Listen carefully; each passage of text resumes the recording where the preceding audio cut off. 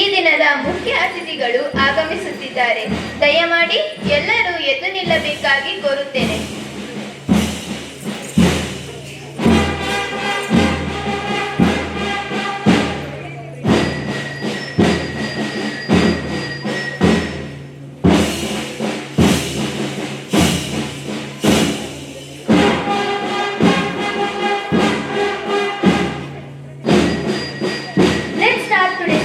By hoisting our national flag, we request committees, chief guests, principal and teachers to come near the march.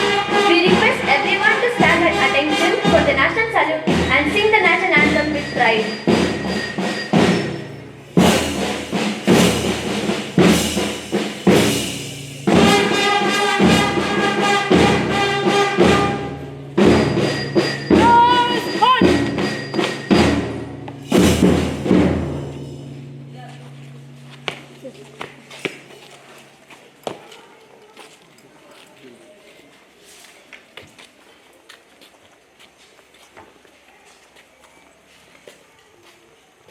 Attention! Scientists! Attention!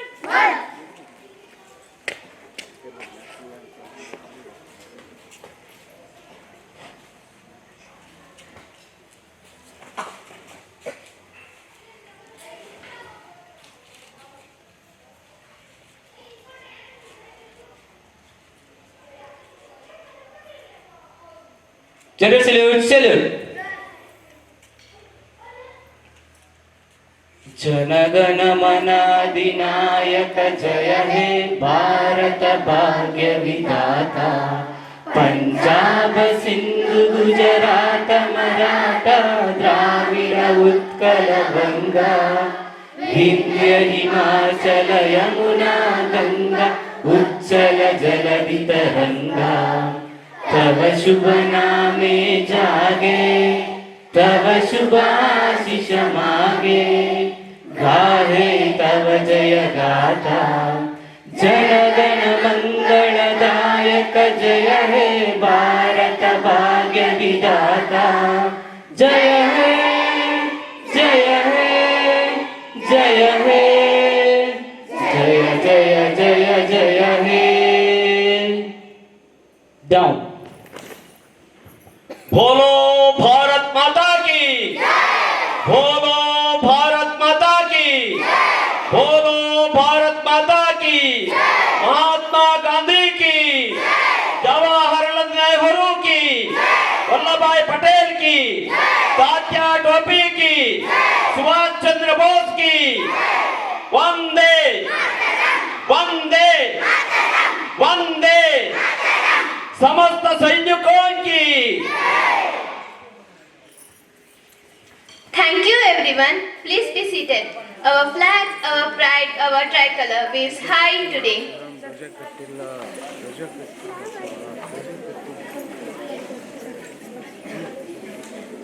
Attention! Attention! Attention! Let's go!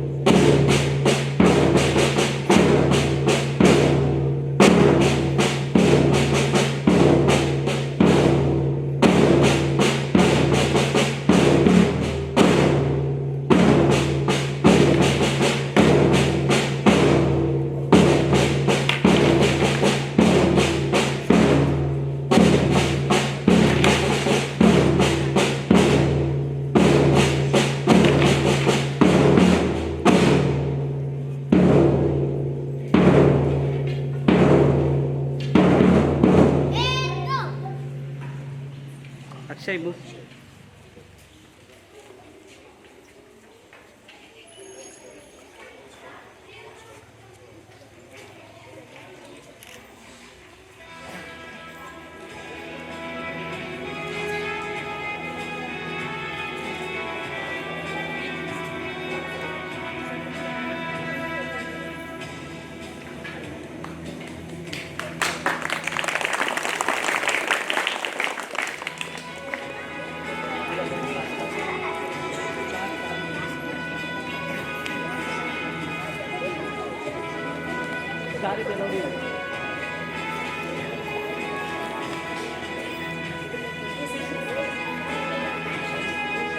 Start.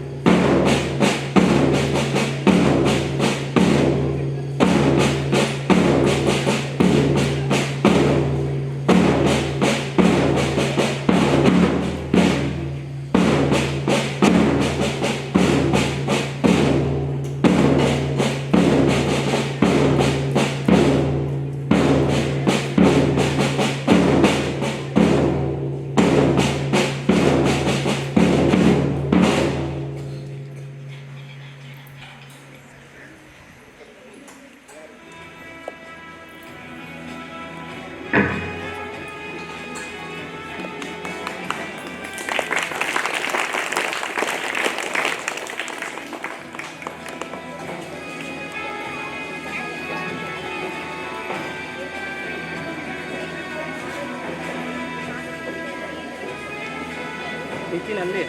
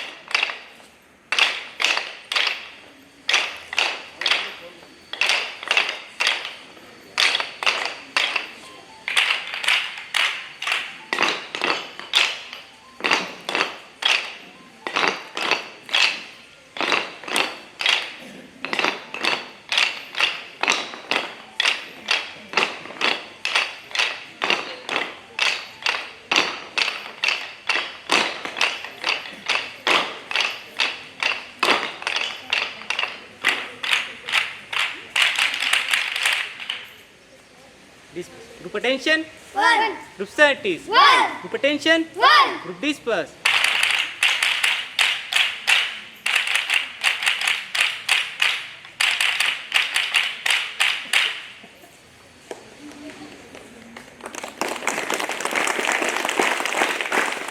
ಧನ್ಯವಾದಗಳು ಸ್ನೇಹಿತರೆ, ನಿಮ್ಮ ಪ್ರದರ್ಶನ ಉಲ್ಲಾಸಭರಿತವಾಗಿತ್ತು. Now I kindly request our respected chief guests and Swamijis to have their seat on the dais. Please.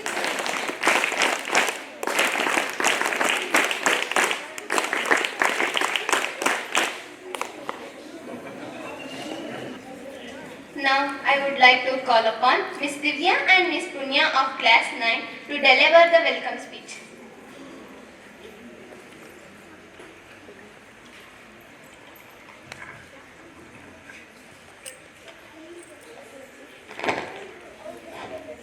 Freedom is never dear at any price.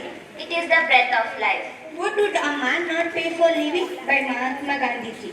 Good morning, everyone. It's my pleasure to welcome you all to this auspicious occasion as we gather here to celebrate 78th Independence Day of our great nation Bharat. We have respected Chief Guest Sri Rajappa, retired CRPF Inspector with us today. To celebrate the Independence Day with pride, I would like to extend a hearty welcome to you, sir, on behalf of our school.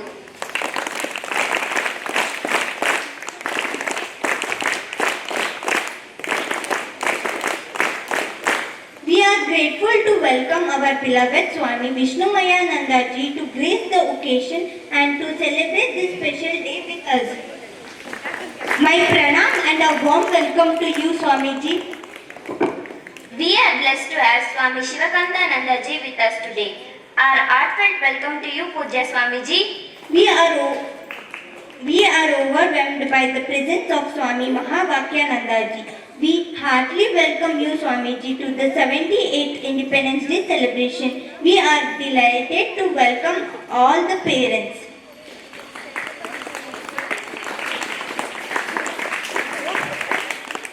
We extend a warm welcome to our Murli sir, principals and teachers to be part of Independence Day festivities. It is so wonderful to see my friends and children to have gathered here to celebrate our freedom. A cordial and cheerful welcome to one and all present here. Happy Independence Day, Jai Hind.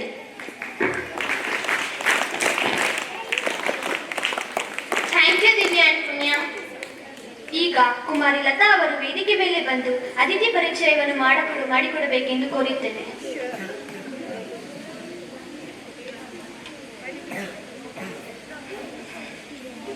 ಇಂದು ನಮ್ಮೊಟ್ಟಿಗಿರುವವರು ಶ್ರೀ ರಾಜಪ್ಪ ನಿವೃತ್ತ ಸುಬೇದಾರ್. ಇವರು ಕನಕಪುರ ತಾಲೂಕು ನಾಗರಸನಕೋಟೆ ಗ್ರಾಮದ ಶ್ರೀಮತಿ ಬಸಮ್ಮ ಮತ್ತು ಶ್ರೀ ಲೇ ಮರಿಯಪ್ಪನವರ ಸುಪುತ್ರರಾಗಿ ದಿನಾಂಕ 25/10/1963ರಲ್ಲಿ ಜನಿಸಿದರು. ತಮ್ಮ ಪ್ರಾಥಮಿಕ ಶಾಲೆಯನ್ನು ಸ್ವಂತ ಊರಿನಲ್ಲಿ ಪೂರೈಸಿ ಪ್ರೌಢಶಾಲೆಯ ವಿದ್ಯಾಭ್ಯಾಸವನ್ನು ಶ್ರೀ ದೇಗುಲಮಠ ಕನಕಪುರದಲ್ಲಿ ಮುಗಿಸುತ್ತಾರೆ.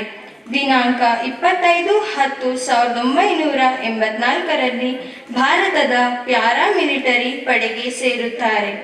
ಸುದೀರ್ಘ 39 ವರ್ಷಗಳ ಕಾಲ ಜಮ್ಮು, ಕಾಶ್ಮೀರ, ಮಣಿಪುರ, ನಾಗಾಲ್ಯಾಂಡ್, ತ್ರಿಪುರ, ಪಂಜಾಬ್, ತಮಿಳುನಾಡು ಹಾಗೂ ಇನ್ನಿತರ ರಾಜ್ಯಗಳಲ್ಲಿ ಸೇವೆ ಸಲ್ಲಿಸಿರುತ್ತಾರೆ.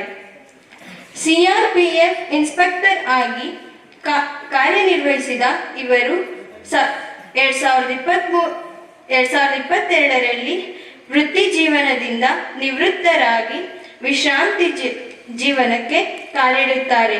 ತದನಂತರದಲ್ಲಿ ವಾರಕ್ಕೊಮ್ಮೆ ಸ್ಥಳೀಯ ಶಾಲಾ ವಿದ್ಯಾರ್ಥಿಗಳಿಗೆ ದೈಹಿಕ ತರಬೇತಿ ನೀಡುವುದನ್ನು ಪ್ರವೃತ್ತಿಯಾಗಿ ಮಾಡಿಕೊಂಡಿದ್ದಾರೆ. ಇವರಿಗೆ ವೀರ ಮಡಿವಾಳ ಮಾಚಿದೇವ ಪ್ರಶಸ್ತಿಯನ್ನು 9/2/2023ರಂದು ನೀಡಿ ಗೌರವಿಸಲಾಗಿದೆ. ಇಂತಹ ಯೋಧರೊಬ್ಬರು ಇಂದು ನಮ್ಮೊಟ್ಟಿಗಿರುವುದು ನಮಗೆಲ್ಲರಿಗೂ ಬಹಳ ಸಂತಸದ ವಿಷಯವೇ ಸರಿ. ಇವರನ್ನು ಮತ್ತೊಮ್ಮೆ ಕಾರ್ಯಕ್ರಮಕ್ಕೆ ಸ್ವಾಗತಿಸುತ್ತಾ ಗಣ್ಯರ ಕಿರುಪರಿಚಯವನ್ನು ಮುಗಿಸುತ್ತೇನೆ. ಧನ್ಯವಾದಗಳು. ಧನ್ಯವಾದಗಳು Lata. Now we request our respected chief guest, Mr. Rajappa, to address the gathering. Please, sir.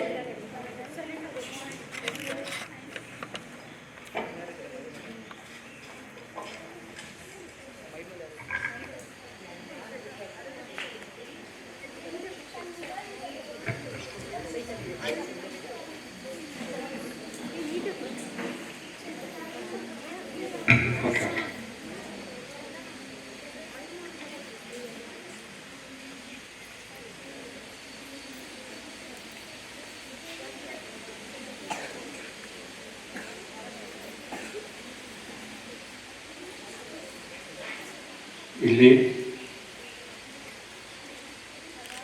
ಸ್ವಾಮಿ ವಿಶ್ವಮಯಾನಂದಜಿ ಸ್ವಾಮೀಜಿಯವರ ಪ್ರಮಾಣ ಚರಣಾರವಿಂದಕ್ಕೆ ವಂದಿಸುತ್ತಾ ಮತ್ತು ಶಿವಕಾನಂದ ಸ್ವಾಮೀಜಿಯವರ ಚರಣ ಕಮಲಕ್ಕೆ ನಮಸ್ಕರಿಸುತ್ತಾ ಇಲ್ಲಿ ನೆರೆದಿರ್ತಕ್ಕಂಥ ಎಲ್ಲ ಮಕ್ಕಳಿಗೂ ಹಾಗೂ ಭಾರತ ದೇಶದ ಎಲ್ಲ ಪ್ರಜೆಗಳಿಗೂ ಈ ಸಂದರ್ಭದಲ್ಲಿ ಎಲ್ಲರಿಗೂ ನನ್ನ ನಮಸ್ಕಾರಗಳನ್ನು ತಿಳಿಸುತ್ತಾ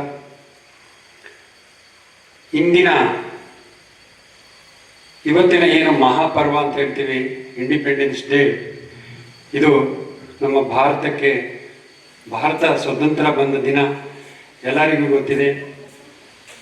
ಈ ಒಂದು ಮಹಾಪರ್ವವನ್ನು ಪ್ರತಿ ವರ್ಷವೂ ನಾವು ನಮ್ಮ ದೇಶದ ಎಲ್ಲ ಕಡೆ ಇದನ್ನು ಆಚರಿಸುತ್ತಾ ಬಂದಿದ್ದೇವೆ.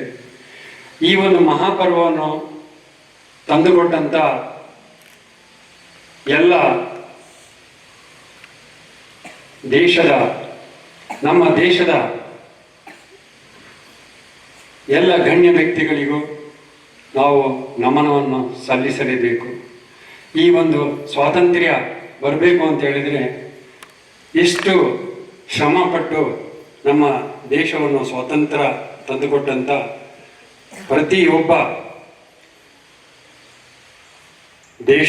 ದೇಶಭಕ್ತರಿಗೂ ನಾವು ಎಲ್ಲರೂ ಸೇರಿ ನಮನವನ್ನು ಸಲ್ಲಿಸೋಣ. ಇಂದು ನಾವು ಸ್ವಾತಂತ್ರ್ಯವಾಗಿದ್ದೇವೆ, ಇಂದು ನಾವು ಸ್ವತಂತ್ರವಾಗಿ ತಿರುಗಾಡುತ್ತಿದ್ದೇವೆ, ಸ್ವತಂತ್ರವಾಗಿ ನಾವು ಬದುಕುತ್ತಿದ್ದೇವೆ ಅಂತ ಹೇಳಿದರೆ ಅದಕ್ಕೆಲ್ಲ ಎಷ್ಟೋ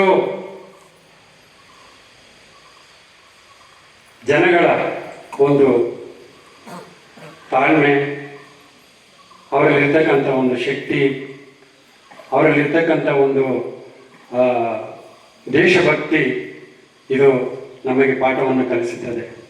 ಅವರು ಶ್ರಮ ಪಡೆದಿದ್ದರೆ ನಾವು ಸ್ವತಂತ್ರವಾಗಿರಲು ಸಾಧ್ಯವೇ ಆಗುತ್ತಿರಲಿಲ್ಲ. ಇದನ್ನು ನಾವು ಎಲ್ಲರೂ ಪ್ರತಿ ವರ್ಷ ನಾವು ಇದನ್ನು ಸ್ಮರಿಸುತ್ತಲೇ ಬಂದಿದ್ದೇವೆ. ಆದರೆ ಅದನ್ನು ನಾವು ಉಳಿಸಿಕೊಳ್ಳಬೇಕು ಅಂತ ಹೇಳಿದರೆ ನಾವು ಅವರು ಪಟ್ಟಂಥ ಒಂದು ಶ್ರಮವನ್ನು ನಾವು ಉಪಯೋಗಪಡಿಸ್ಕೋಬೇಕು. ಆ ಶ್ರಮವನ್ನು ನಾವು ಇವತ್ತು ಮನಸ್ಸಿನಲ್ಲಿ ಅಚ್ಚಳಿಯದೆ ಉಳಿಸಿಕೊಳ್ಳಬೇಕು. ಆಗಲೇ ಅವರು ಶ್ರಮಪಟ್ಟು ನಮ್ಮ ದೇಶಕ್ಕೆ ಸ್ವಾತಂತ್ರ್ಯವನ್ನು ತಂದುಕೊಟ್ಟಿದ್ದಕ್ಕೆ ಸಾರ್ಥಕವಾಗುತ್ತದೆ. ಈ ಬದುಕು ಅವರಿಂದಲೇ ಸಾಧ್ಯ. ಯಾರ್ಯಾರೆಲ್ಲ ಏನೇನೋ ಬಲಿದಾನವನ್ನು ಕೊಟ್ಟು ತಮ್ಮ ಪ್ರಾಣ ಅರ್ಪಣೆಯನ್ನು ಕೊಟ್ಟು ನಮ್ಮ ದೇಶವನ್ನು ಬ್ರಿಟಿಷರ ಕೈಯಿಂದ ನಮಗೆ ಸ್ವಾತಂತ್ರ್ಯವನ್ನು ತಂದುಕೊಟ್ಟಿದ್ದಾರೆ. ಅದಕ್ಕೆ ಅವರೆಲ್ಲರಿಗೂ ಒಂದು ಜೋರಾದ ಚಪ್ಪಲಿಯಿಂದ ಅವರನ್ನು ನಾವು ಸ್ಮರಿಸುತ್ತಾ ಇರೋಣ.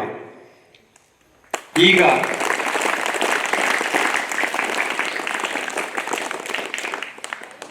ಆಗಲೇ ನನ್ನ ಪರಿಚಯವನ್ನು ಮೇಡಮ್ ಮಾಡಿದ್ದಾರೆ, ಮತ್ತೆ ನನ್ನ ಪರಿಚಯ ಮಾಡಿಕೊಳ್ಳೋ ಅವಶ್ಯಕತೆ ಇಲ್ಲ.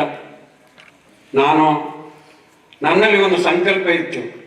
ಏನು, ನಾನು ನಿಮ್ಮ ಹಾಗೆ ಒಂದು 2ನೇ ಕ್ಲಾಸ್ ಓದ್ತಾ ಇದ್ದೆ. ನಾನು 2ನೇ ಕ್ಲಾಸ್ ಓದ್ಬೇಕಾದ್ರೆ ನಮ್ಮ ಸ್ಕೂಲ್ ಹತ್ತಿರ ಒಬ್ಬರು ಸಬ್ ಇನ್ಸ್ಪೆಕ್ಟರ್ ಇದ್ರು. ನಾನು ಡೈಲಿ ಅವ್ರನ್ನ ನೋಡ್ತಾನೇ ಹೋಗ್ತಿದ್ದೆ. ಯಾವಾಗನು ನಾನು ಸ್ಲೇಟು ಬಟ್ಟೆ ಎತ್ಕೊಂಡು ಕ್ಲಾಸ್ಗೆ ಹೋಗುವಾಗ ನನ್ನ ಮನಸ್ಸಲ್ಲಿ ಅವ್ರನ್ನ ನೋಡಿಕೊಂಡು ನಾನು ಯಾಕೆ ಈ ಥರ ಆಗಬಾರ್ದು ಅನ್ನೋದು ಒಂದು ಸಂಕಲ್ಪ ಇತ್ತು. ಆ ಸಂಕಲ್ಪದಿಂದನೇ ನಾನು ಈ ಒಂದು ಪ್ಯಾರಾಮಿಲಿಟರಿ ಫೋರ್ಸಿಗೆ ಜಾಯ್ನ್ ಆದಮೇಲೆ ಗೊತ್ತಾಯಿತು, ಹೌದು, ನಾವು ಏನೇ ಒಂದು ಸಾಧನೆ ಮಾಡಬೇಕಾದ್ರೆ ಅದಕ್ಕೆ ಒಂದು ಸಂಕಲ್ಪ ಬೇಕು. ಆ ಸಂಕಲ್ಪದಿಂದನೇ ಪ್ರತಿಯೊಂದು ಮಾರ್ಗ ನಮಗೆ ಸಿಗುತ್ತೆ. ಸಂಕಲ್ಪ ಇಲ್ಲ ಅಂದರೆ ನಾವು ಯಾವುದೇ ಕಾರ್ಯನ ನಿರ್ವಹಣೆ ಮಾಡೋಕ್ಕಾಗಲ್ಲ. ನಿಮಗೂ ಅಷ್ಟೇ, ನೀವೊಂದು ಗುರಿ ಇಟ್ಕೊಬೇಕು. ನಾನು ಇವತ್ತು ಈ ಸಮಾಜದಲ್ಲಿ ಒಳ್ಳೆ ವ್ಯಕ್ತಿ ಆಗಬೇಕು, ಒಳ್ಳೆ ಆದರ್ಶ ವ್ಯಕ್ತಿ ಆಗಬೇಕು ಅಂತ ಹೇಳಿದ್ರೆ ನೀವು ಒಂದು ಸಂಕಲ್ಪ ಇಟ್ಕೊಂಡು ನೀವು ವಿದ್ಯಾಭ್ಯಾಸನ ಮುಂದುವರಿಸಬೇಕು. ಇಲ್ಲ ಅಂತಂದರೆ ಆ ಸಂಕಲ್ಪ ಅಲ್ಲಿಗೆ ನಿಂತೋಗುತ್ತೆ. ಮುಂದೆ ನಾವು ಏನು ಗುರಿನೂ ಸಾಧನೆ ಮಾಡೋಕ್ಕಾಗಲ್ಲ. ನಿಮಗೆ ಗೊತ್ತಿರಬೇಕು, ಸ್ವಾಮಿ ವಿವೇಕಾನಂದರು, ಸುಭಾಷ್ ಚಂದ್ರ ಬೋಸ್ ಇಂಥ ಒಂದು ಮಹಾನ್ ವ್ಯಕ್ತಿಗಳು, ಇವರ ಮಾರ್ಗದರ್ಶನದಿಂದ ಇವತ್ತು ನಮ್ಮ ದೇಶ ಒಂದು ಒಳ್ಳೆ ಸುಭಿಕ್ಷವಾಗಿ ಅವರ ಮಾರ್ಗದರ್ಶನದಲ್ಲಿ ನಡೀತಾ ಇದೆ. ಗೊತ್ತಿಲ್ಲದೆ ಇರೋರು ಯಾರಿಗೂ ಇಲ್ಲ, ಎಲ್ಲರಿಗೂ ಗೊತ್ತಿದೆ. ಅವರಿಗೆ ಮನಸ್ಸಲ್ಲಿ ಒಂದು ಇದಿತ್ತು, ನೋವಿತ್ತು. ಯಾಕೆ ನಾವು ಈ ಸಮಸ್ಯೆಯಿಂದನೇ ಯಾಕೆ ನಾವು ಜೂಸ್ತಾ ಇದ್ದೀವಿ, ಈ ಸಮಸ್ಯೆನೇ ಮುಂದಿಟ್ಕೊಂಡು ಹೇಗೆ ಹೋಗ್ತಾ ಇದ್ದೀವಿ, ಸಮಸ್ಯೆಯನ್ನು ಯಾಕೆ ನಾವು ಇದನ್ನ ಪರಿಹಾರ ಮಾಡ್ಕೋಬಾರ್ದು ಅಂತೇಳಿ ಎಲ್ಲರೂ ಸೇರಿ ಸ್ವಾಮಿ ವಿವೇಕಾನಂದರು ನಮ್ಮ ಜನಗಳಿಗೆ ಒಂದು ಜಾಗೃತಿಯನ್ನು ಮೂಡಿಸಿದ್ರು. ನಾವು ನಮ್ಮ ದೇಶ, ನಮ್ಮನೆ, ನಮ್ಮ ಸಂಸ್ಕೃತಿ ಅನ್ನೋದನ್ನ ಜನಗಳಲ್ಲಿ ಬಿತ್ತಿ ಅವರು ಬೆಳೆಸಿದ್ರು. ಅವರು ಬೆಳೆಸಿದ ಒಂದು ಮರ ಇವತ್ತು ಹೆಮ್ಮರವಾಗಿ ಬೆಳೆದು ಭಾರತ ದೇಶದಲ್ಲಿ ಅತ್ಯುನ್ನತ ಒಂದು ಎತ್ತರಕ್ಕೆ ಬೆಳೆದಿರ್ತಕ್ಕಂಥ ದೇಶ ಅಂತ ಇವತ್ತು ಗುರುತಿಸ್ತಾ ಇದ್ರೆ ಅದು ನಮ್ಮ ಭಾರತ ದೇಶ. ನಾವು ಹೆಮ್ಮೆ ಪಡುವಾಗ ಇವತ್ತಿನ ಇದರಲ್ಲಿ ಇಲ್ಲ ಅಂತ ಹೇಳಿದ್ರೆ ನಾವು ಗುಲಾಮಿಲೇ ಇರ್ಬೇಕಾಗಿತ್ತು. ಆ ಮಹಾನ್ ವ್ಯಕ್ತಿಗಳು ಅವತ್ತು ಶ್ರಮ ಪಡದೇ ಇದ್ರೆ ನಾವು ಸ್ವತಂತ್ರಗಿರ್ಲಿಕ್ಕೆ ಸಾಧ್ಯನೇ ಆಗ್ತಿರ್ಲಿಲ್ಲ. ಇವತ್ತು ನಾವು ಯಾವ ತರ ಸ್ವತಂತ್ರ ಓಡಾಡ್ತಾ ಇದ್ದೀವಿ, ಸ್ವತಂತ್ರವಾಗಿ ಮಾತಾಡ್ತಾ ಇದ್ದೀವಿ, ಪ್ರತಿಯೊಂದನ್ನು ಅವರು ತಮ್ಮದೇ ಆದಂತಹ ಶೈಲಿಯಲ್ಲಿ ಭಾರತ ದೇಶಕ್ಕೆ ನೀಡಿರ್ತಕ್ಕಂಥ ಕೊಡುಗೆ ಅತ್ಯುನ್ನತವಾಗಿದೆ. ಅದೇ ಮಾರ್ಗದರ್ಶನದಲ್ಲಿ ಇವತ್ತು ನಾವೆಲ್ಲರೂ ನಡೀತಾನೆ ಇರೋಣ. ನಾನಿಲ್ಲಿ ಒಂದೆರಡು ಮಾತನ್ನು ತಮ್ಮಲ್ಲಿ ಕೇಳ್ಕೊಂತ ಇದ್ದೀನಿ. ಇಲ್ಲ ಪುಟ್ಟ ಮಕ್ಕಳಿಂದ ಹಿಡಿದು SLC ವರೆಗೂ ಇದ್ದೀರಿ. ಆರ್ಮಿ ಅಂದ್ರೆ ಯಾರು? ಆರ್ಮಿ ಅಂದ್ರೆ ಏನು? ಎಷ್ಟು ಜನಕ್ಕೆ ಗೊತ್ತಿದೆ ಆರ್ಮಿ ಅಂದ್ರೆ ಏನು ಅಂತ? ಕೈ ಎತ್ತಿ. ಏನು ಆರ್ಮಿ ಅಂದ್ರೆ? ಯಾರಾದ್ರೂ ಒಬ್ಬರು ಹೇಳಿ. ದೇಶ ಕಾಯೋರು. ಓಕೆ, ಆಮೇಲೆ ಇನ್ನು ಹೇಳಿ.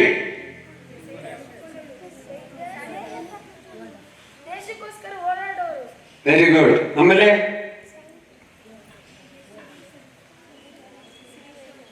ಹೇಳಿ, ನಿಮ್ಗೆ ಏನ್ ಬರುತ್ತೆ ತೋರಿಸಿದ್ನಂದು ಹೇಳಿ, ತೊಂದರೆ ಇಲ್ಲ.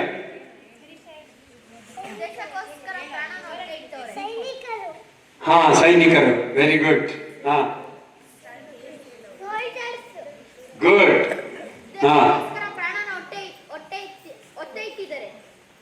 ಸರಿ, ಓಕೆ, ತುಂಬಾ ಚೆನ್ನಾಗಿದೆ.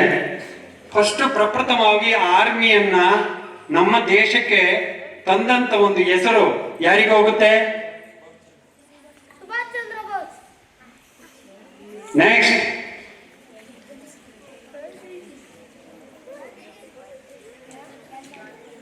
ಸುಭಾಷ್ ಚಂದ್ರ ಬೋಸ್, ಸ್ವಾಮಿ ವಿವೇಕಾನಂದರು ಈ ಒಂದು ನಮ್ಮ ದೇಶನ ಸುರಕ್ಷಿತವಾಗಿಡಲು ಒಂದು ಸಂಸ್ಥೆಯನ್ನ ಸ್ಥಾಪನೆ ಮಾಡಿದ್ರು. ಸುಭಾಷ್ ಚಂದ್ರ ಬೋಸ್ ಅವರು ಸ್ವಾಮಿ ವಿವೇಕಾನಂದರು. ಸ್ವಾಮಿ ವಿವೇಕಾನಂದರು ಅವರಲ್ಲಿರ್ತಕ್ಕಂಥ ವಿಚಾರವನ್ನ ಪ್ರಚಾರ ಮಾಡಿ ದೇಶದಲ್ಲಿ ಎಲ್ಲೆಡೆ ಹೋಗಿ ಜನಗಳಿಗೆ ಒಂದು ಜಾಗೃತಿಯನ್ನು ತುಂಬಿದ್ರು. ಆವಾಗ ಏನಾಗಿತ್ತು ಅಂತ ಹೇಳಿದ್ರೆ, ಅಲ್ಲಲ್ಲೇ ಸಣ್ಣ ಪುಟ್ಟ ಘಟನೆಗಳು, ಗಲಾಟೆಗಳು, ಒಡಕುಗಳು ಉಂಟಾದಾಗ ಇದನ್ನು ನಿವಾರಿಸೋದು ಹೇಗೆ?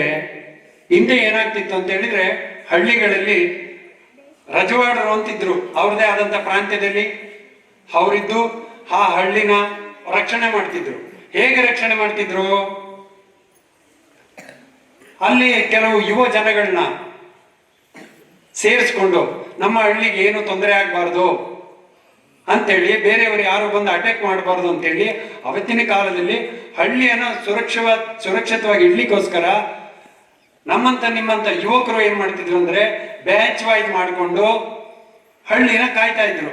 ನೀನು ಇಷ್ಟು ಗಂಟೆ ಡ್ಯೂಟಿ ಮಾಡು, ಯಾರು ಬರ್ದಂಗೆ, ನಮ್ಮೂರಿಗೆ ಯಾರು ತೊಂದರೆ ಆಗ್ದಂಗೆ ನೋಡ್ಕೋ. ಅದೇ ತರ ಇದನ್ನ ಬೆಳ್ಕೊಂತ ಬರ್ತಾ ಇತ್ತು. ಯಾವಾಗ ನಮಗೆ ಸ್ವತಂತ್ರ ಬಂತು, ಇದಕ್ಕೆ ಮೊದಲೇನೆ, ಸ್ವತಂತ್ರ ಬರೋಕ್ ಮೊದಲೇನೆ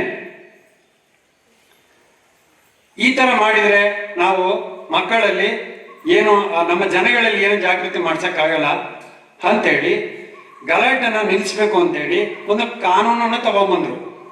ಆ ಕಾನೂನು ವ್ಯವಸ್ಥೆ ಮಾಡಿದ್ರು. ಹಿಂಗೆ ಹೋಗ್ತಾ ಇದ್ರೆ ನಾವೇನು ಮಾಡ್ಕೊಳಕ್ಕಾಗಲ್ಲ, ಹೊಡೆದಾಡ್ಕೊಂತಾನೆ ಇರ್ತೀವಿ. ಹೊಡೆದಾಡ್ಕೊಂಡ್ಮೇಲೆ ಅದಕ್ಕೊಂದು ಪರಿಹಾರ ಅಂತ ಬೇಕಲ್ವಾ? ಮನೇಲಿ ಒಂದು ಜಗಳ ಆಗುತ್ತೆ, ಜಗಳ ಆದಾಗ ಅದಕ್ಕೊಂದು ಪರಿಹಾರ ಅಂತ ಬೇಕು. ಪರಿಹಾರ ಅನ್ನೋದಕ್ಕೂ ಹಿರಿಯೋರು ಇರ್ತಾರೆ, ಆಯ್ತಲ್ವ, ಪರಿಹಾರ ಮಾಡ್ತಾರೆ. ಆದ್ರೆ ಇಲ್ಲಿ ಹಂಗಿರ್ಲಿಲ್ಲ. ಹಳ್ಳಿಗಳಲ್ಲಿ ಏನೇ ಜಗಳ ಆದ್ರೂ ಅವರವರೇ ಕಚ್ಚಾಡ್ಕೊಂಡು ಸಾಯೋದು, ಓಡಾಡ್ಕೊಂಡು ಸಾಯೋದು ಅಂತ ಒಂದು ಸನ್ನಿವೇಶ ಇತ್ತು. ಆ ಸನ್ನಿವೇಶಕ್ಕೆ ಏನ್ ಮಾಡಿದ್ರು, ಈ ತರ ನೋಡ್ಕೊಂಡ್ರೆ ಆಗಲ್ಲ, ಒಂದು ಕಾನೂನು ವ್ಯವಸ್ಥೆ ಬೇಕು ಅಂತ ಹೇಳಿ ನಮಗೆ ಆವಾಗ ಕಾನೂನು ವ್ಯವಸ್ಥೆ ಮಾಡಿದ್ದು ಸುಭಾಷ್ ಚಂದ್ರ ಬೋಸ್ರವರು. ಅವರ ಒಂದು ಮಾರ್ಗದರ್ಶನದಲ್ಲಿ ಇವತ್ತು ನಮ್ಮ ದೇಶದಲ್ಲಿ ಆರ್ಮಿ ಅಂತ ಒಂದು ಹೆಸರನ್ನ ಇಟ್ಟು ನಮ್ಮ ದೇಶವನ್ನ ರಕ್ಷಣೆ ಮಾಡ್ಲಿಕ್ಕೋಸ್ಕರ, ನಮ್ಮ ಹಳ್ಳಿಯನ್ನ ರಕ್ಷಣೆ ಮಾಡ್ಲಿಕ್ಕೋಸ್ಕರ ಕಾನೂನು ವ್ಯವಸ್ಥೆ ಪ್ಲಸ್ ಆರ್ಮಿಯನ್ನು ಅಂತ ಒಂದು ಸಂಸ್ಥೆಯನ್ನ ಸೃಷ್ಟಿ ಮಾಡತಕ್ಕಂಥವ್ರು ಸುಭಾಷ್ ಚಂದ್ರ ಬೋಸ್ರವರು. ಅವತ್ತು ಅವರು ಈ ಒಂದು ವ್ಯವಸ್ಥೆ ಮಾಡಿಲ್ಲ ಅಂತ ಹೇಳಿದ್ರೆ ಇವತ್ತು ನಾವು ಅದೇ ತರ ಹೊಡೆದಾಡ್ಕೊಂಡೇ ಜೀವನ ಮಾಡ್ಬೇಕಾಗಂತಿತ್ತು. ಹಳ್ಳಿಗಳಲ್ಲೂ ಅಷ್ಟೇ, ಸಿಟಿಗಳಲ್ಲೂ ಅಷ್ಟೇ, ಪ್ರಾಂತ್ಯಗಳಲ್ಲಿ ಈ ಒಂದು ಕೆಲಸನ ಅವರು ನಿಲ್ಲಿಸಿ ಕಾನೂನು ವ್ಯವಸ್ಥೆ ಮಾಡಬೇಕು ಅಂತೇಳಿ ಮಾಡಿ ಆರ್ಮಿನ ಅವರು ಸೃಷ್ಟಿ ಮಾಡಿದ್ರು. ಈ ಆರ್ಮಿ ಅಂದ್ರೆ ನಾವು ಬರೀ ಒಂದೇ ಗೊತ್ತಿರೋದು ನಮ್ಗೆ ಏನು, ಇಂಡಿಯನ್ ಆರ್ಮಿ. ಇಂಡಿಯನ್ ಆರ್ಮಿ ಜೊತೆ ಎಷ್ಟು ಸಂಸ್ಥೆಗಳಿವೆ ಇದು ನಮ್ಗೆ ಗೊತ್ತಿಲ್ಲ. ಗೊತ್ತಿದೆಯಾ ಯಾರಿಗಾದ್ರು? ಗೊತ್ತಿದೆಯಾ? ಇಲ್ಲ. ಗೊತ್ತಿಲ್ಲ ಅಂದ್ರೆ ಗೊತ್ತಿಲ್ಲ ಅಂತ ಹೇಳ್ಬೇಕು ಜೋರಾಗಿ. ಗೊತ್ತಿದೆಯಾ? Very good. ಅದಕ್ಕೆ ಏನ್ ಮಾಡಿದ್ರು ಅಂತ ಹೇಳಿದ್ರೆ, ಆರ್ಮಿ ಓನ್ಲಿ ಫಾರ್ ಬಾರ್ಡರ್, ಅಂದ್ರೆ ನಮ್ಮ ದೇಶದ ಗಡಿಯಲ್ಲಿ ಏನೇ ತೊಂದರೆ ಆದ್ರು, ಬೇರೆ ದೇಶದವ್ರು ಬಂದು ಅಟ್ಯಾಕ್ ಮಾಡೋಕ್ ಮೊದಲಾಗಿ ಆ ಗಡಿಯಲ್ಲಿ ಅವ್ರನ್ನ ತಡೆಯೋದು ಇಂಡಿಯನ್ ಆರ್ಮಿಯ ಒಂದು ಕೆಲಸ ಇತ್ತು. ಫಸ್ಟ್ ಎಷ್ಟಿತ್ತು? ಆರ್ಮಿ ಒಂದಿತ್ತು, ನೇವಿ ಇತ್ತು, ಏರ್ ಫೋರ್ಸ್, ಈ 3 ಸಂಸ್ಥೆಗಳಿದ್ದು. ಆರ್ಮಿ ಏನು? ತಲ್ಸೇನಾ ಅಂತ, ಅಂದ್ರೆ ತಿರುಗಾಡಿ ಭೂಮಿಯಲ್ಲಿ ಏನೇ ಗಲಾಟೆ ಆದ್ರೂ ಅದನ್ನ ಸುಧಾರಣೆ ಮಾಡತಕ್ಕಂಥ ಕೆಲಸ, ದೇಶದ ಮೇಲೆ ಯಾರೇ ಅಟ್ಯಾಕ್ ಮಾಡಿದ್ರು ಅವ್ರನ್ನ ನಿಲ್ಲಿಸುವಂತ ಕೆಲಸ, ಅವ್ರನ್ನ ಸದೆ ಬಡಿಯುವಂತ ಕೆಲಸನ ಆರ್ಮಿ ಮಾಡ್ತಾ ಇತ್ತು. ನೇವಿದ ಏನ್ ಕೆಲಸ ಇತ್ತು? ನೇವಿ ಅಂತ ಹೇಳಿದ್ರೆ ಯಾರು ಮಾಡ್ತಾರೆ ನೇವಿ ಡ್ಯೂಟಿ? ಗೊತ್ತಿದ್ಯಾ? ನೇವಿ ಅಂತ ಹೇಳಿದ್ರೆ ಜಲ ಸಮೂಹದಲ್ಲಿ ಡ್ಯೂಟಿ ಮಾಡ್ತಕ್ಕಂಥದ್ದು ನೇವಿ ಆಗಿತ್ತು. ಜಲ ಸಮೂಹ ಅಂದ್ರೇನು? ಸಮುದ್ರ, ನದಿ ಕಿನಾರೆ, ಆಯ್ತಲ್ವಾ? ವೆಸ್ಟ್ ಏನ್ ಹೇಳ್ತಾರೆ, ಬಾಂಗ್ಲಾದೇಶದ ಗಡಿಗಳು, ಮತ್ತೆ ಗಡಿಗಳಲ್ಲಿ ಅದು ಡ್ಯೂಟಿ ನಡೆತಿತ್ತು. ಇದು ಏನಾಗಿತ್ತು ಅಂದ್ರೆ, ನದಿಗಳಲ್ಲಿ, ಸಮುದ್ರದಲ್ಲಿ ಬರುವಂತ ದುಶ್ಮನ್ಗಳನ್ನ, ಶತ್ರುಗಳನ್ನ ನಾಶ ಮಾಡ್ಲಿಕ್ಕೋಸ್ಕರ ನೇವಿಯನ್ನ ಸೃಷ್ಟಿ ಮಾಡಿತ್ತು. ಏರ್ ಫೋರ್ಸ್ ಅಂದ್ರೆ ಏನು? ವಾಯುಸೇನಾ ಅಂತ. ವಾಯುಸೇನಾ ಅಂದ್ರೆ ಏನು ಗೊತ್ತಲ್ಲ? ಏನು ವಾಯುಸೇನಾ ಅಂದ್ರೆ ಹೇಳಿ? ಆಕಾಶದ ಮೇಲೆ ಓಡಾಡ್ತಕ್ಕಂಥ, ವಿಮಾನದಲ್ಲಿ ಸಂಚರಿಸ್ತಕ್ಕಂಥವರಿಗೆ ವಾಯುಸೇನಾ ಅಂತ ಹೇಳ್ತೀವಿ. ಈ 3 ಸೇನೆಗಳು, 3 ಸಂಸ್ಥೆಗಳು ಆಗ ನಮ್ಮ ಸ್ವತಂತ್ರ ಬರೋದಕ್ಕೆ ಮೊದಲೇನೆ ಇದನ್ನ ಅವರು ರೆಡಿ ಮಾಡಿದ್ರು. ಆದ್ರೆ ಬ್ರಿಟಿಷರ ಆಳ್ವಿಕೆ ಇದ್ದಂತ ಕಾಲದಲ್ಲಿ ಇದಕ್ಕೆ ನಮಗೆ ಸ್ವತಂತ್ರ ಸಿಕ್ಕಿರ್ಲಿಲ್ಲ. ನಮ್ದೇ ಆದಂತ ನಾವು ಆಡಳಿತವನ್ನ ನಡೆಸಲಿಕ್ಕೆ ಆಗ್ತಾ ಇರಲಿಲ್ಲ. ಆ ಕಾರಣದಿಂದ ಅಲ್ಲಿವರೆಗೂ ಅದು ಹಾಗೆ ಇತ್ತು. ಸ್ವತಂತ್ರ ಬಂದ ಮೇಲೆ ಈ 3 ಸಂಸ್ಥೆಗಳನ್ನ ನಮ್ಮ ದೇಶದಲ್ಲಿ ಸ್ಥಾಪನೆ ಮಾಡತಕ್ಕಂಥ ಸುಭಾಷ್ ಚಂದ್ರ ಬೋಸ್, ವಿವೇಕಾನಂದರವರು ಎಲ್ಲ ಚರ್ಚೆಯನ್ನು ಮಾಡಿ ಈ ಒಂದು ಸಂಸ್ಥೆಗಳನ್ನು ದೇಶದ ಉದ್ಧಾರಕ್ಕೋಸ್ಕರ, ದೇಶವನ್ನು ರಕ್ಷಣೆ ಮಾಡೋಕ್ಕೋಸ್ಕರ ಈ ಒಂದು 3 ಸಂಸ್ಥೆಗಳನ್ನು ಅವರು ಕಟ್ಟಿದರು. ನಂತರ ಬಾರ್ಡರ್ ಅನ್ನು ಡ್ಯೂಟಿ ಮಾಡ್ತಾ ಇತ್ತು. ಅವರಿಗೆ ಸಹಾಯ ಮಾಡ್ತಕ್ಕಂಥವ್ರು ಬೇಕಲ್ವಾ? ಯಾರು ಅವರಿಗೆ ಸಹಾಯ ಮಾಡ್ತಕ್ಕಂಥವ್ರು ಅಂತ ಹೇಳಿ ಅದಕ್ಕೆ ಏನ್ ಮಾಡ್ತು, ಪ್ಯಾರಾಮಿಲಿಟರಿ ಫೋರ್ಸ್, ಅರ್ಧ ಸೈನಿಕ ದಳ್ ಅಂತ ಹೇಳ್ತೀವಿ, ಅರಸೇನಾ ಪಡೆ ಕನ್ನಡದಲ್ಲಿ. ಅರಸೇನಾ ಪಡೆಯನ್ನ ಸೃಷ್ಟಿ ಮಾಡ್ತು. ಅರಸೇನಾ ಪಡೆ ಏನಕ್ಕೋಸ್ಕರ ಇದು? ಏನ್ ಕೆಲಸ ಮಾಡುತ್ತೆ ಇದ್ರದ್ದು? ಆರ್ಮಿ ಬಾರ್ಡರ್ ಇರುತ್ತೆ, ಏರ್ ಫೋರ್ಸ್ ಆಕಾಶದಲ್ಲಿ ಇರುತ್ತೆ, ಓಡಾಡ್ತಾ ಇರುತ್ತೆ, ಅವ್ರ ಡ್ಯೂಟಿ ಅವ್ರು ಮಾಡ್ತಿರ್ತಾರೆ. ಮತ್ತೆ ನೇವಿ ಸಮುದ್ರದಲ್ಲಿ ಶತ್ರುಗಳನ್ನ ನಾಶ ಮಾಡ್ತಾರೆ. ಅವ್ರಿಗೆ ಸಪೋರ್ಟಿಂಗ್ ಬೇಕಲ್ಲ, ಅವ್ರ ಸಪೋರ್ಟಿಂಗ್ಗೋಸ್ಕರ ಈ ಒಂದು ಪ್ಯಾರಾಮಿಲಿಟರಿ ಅಂತ ಒಂದು 7 ಸಂಸ್ಥೆನ ಇಂಡಿಯನ್ ಆರ್ಮಿ ಜೊತೆ ಸೇರಿ ಡ್ಯೂಟಿ ಮಾಡ್ತಕ್ಕಂಥ ಒಂದು ಅವಕಾಶನ ಈ ಒಂದು 7 ಸಂಸ್ಥೆಗಳಿವೆ. ಆ 7 ಸಂಸ್ಥೆ ಯಾವುದು ನಿಮ್ಗೆ ಗೊತ್ತಿರಬೇಕು, ಟಿವಿನಲ್ಲಿ ಕೇಳ್ತಾ ಇರ್ತೀರಾ. ಒಂದು central reserve police force CRPF, ಎರಡನೇದು BSF border security police, border security force ಅಂತೇಳಿ. ಮೂರನೇದು CISF central industrial security force. ಈಗ ಹೊಸದಾಗಿ ಒಂದೊಂದು ಸಂಸ್ಥೆಗಳನ್ನ ನಿಲ್ಲಿಸಿದೆ. SSB ಸೀಮಾ ಸಿಬ್ಬಂದಿ ಬಲ್, ITBP ಇಂಡಿಯನ್ ಟಿಬೆಟ್ ಪೊಲೀಸ್.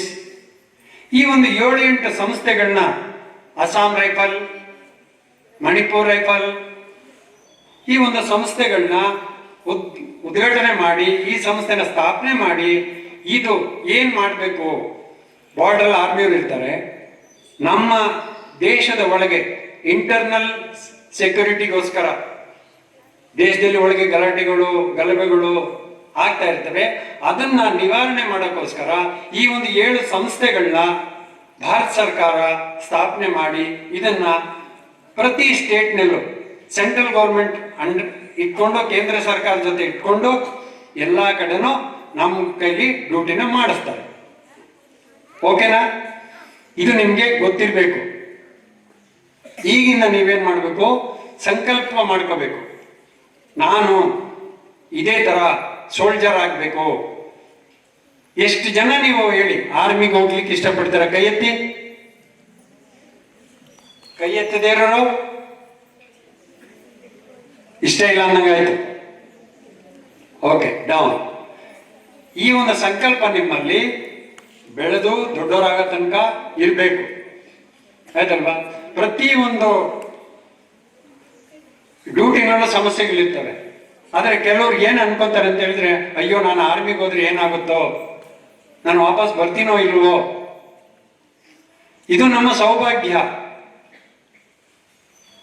ನಾವು ಆರ್ಮಿಗೆ ಸೇರಿ ಅಲ್ಲಿ ಒಂದು ಸೇವೆ ಮಾಡಿ ಬರ್ತೀವಲ್ವಾ, ಅದರಲ್ಲಿ ಇರ್ತಕ್ಕಂಥ ತೃಪ್ತಿ ಯಾವುದ್ರಲ್ಲೂ ಇಲ್ಲ. ನೀವು ಸಂಕಲ್ಪ ಮಾಡ್ಕೋಬೇಕಿದ್ದನ್ನ. ಪ್ರತಿಯೊಬ್ಬ ನಾಗರಿಕರಲ್ಲೂ ನಾನು ಮನವಿ ಮಾಡ್ಕೊಂತೇನೆ.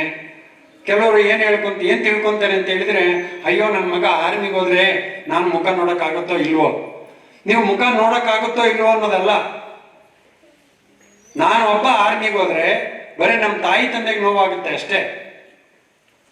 ಆದ್ರೆ ನಮ್ಮ ದೇಶಕ್ಕೇನಾದ್ರೂ ತೊಂದರೆ ಆದಾಗ ಇಡೀ ನಮ್ಮ ದೇಶದಲ್ಲಿರ್ತಕ್ಕಂಥ ತಾಯಿ ತಂದೆಗಳಿಗೆ, ಅಣ್ಣ ತಮ್ಮಂದಿರಿಗೆ, ಅಕ್ಕ ತಂಗಿಯರಿಗೆ ಎಷ್ಟು ನೋವಾಗುತ್ತೆ ಅನ್ನೋದನ್ನ ಯೋಚನೆ ಮಾಡಿ.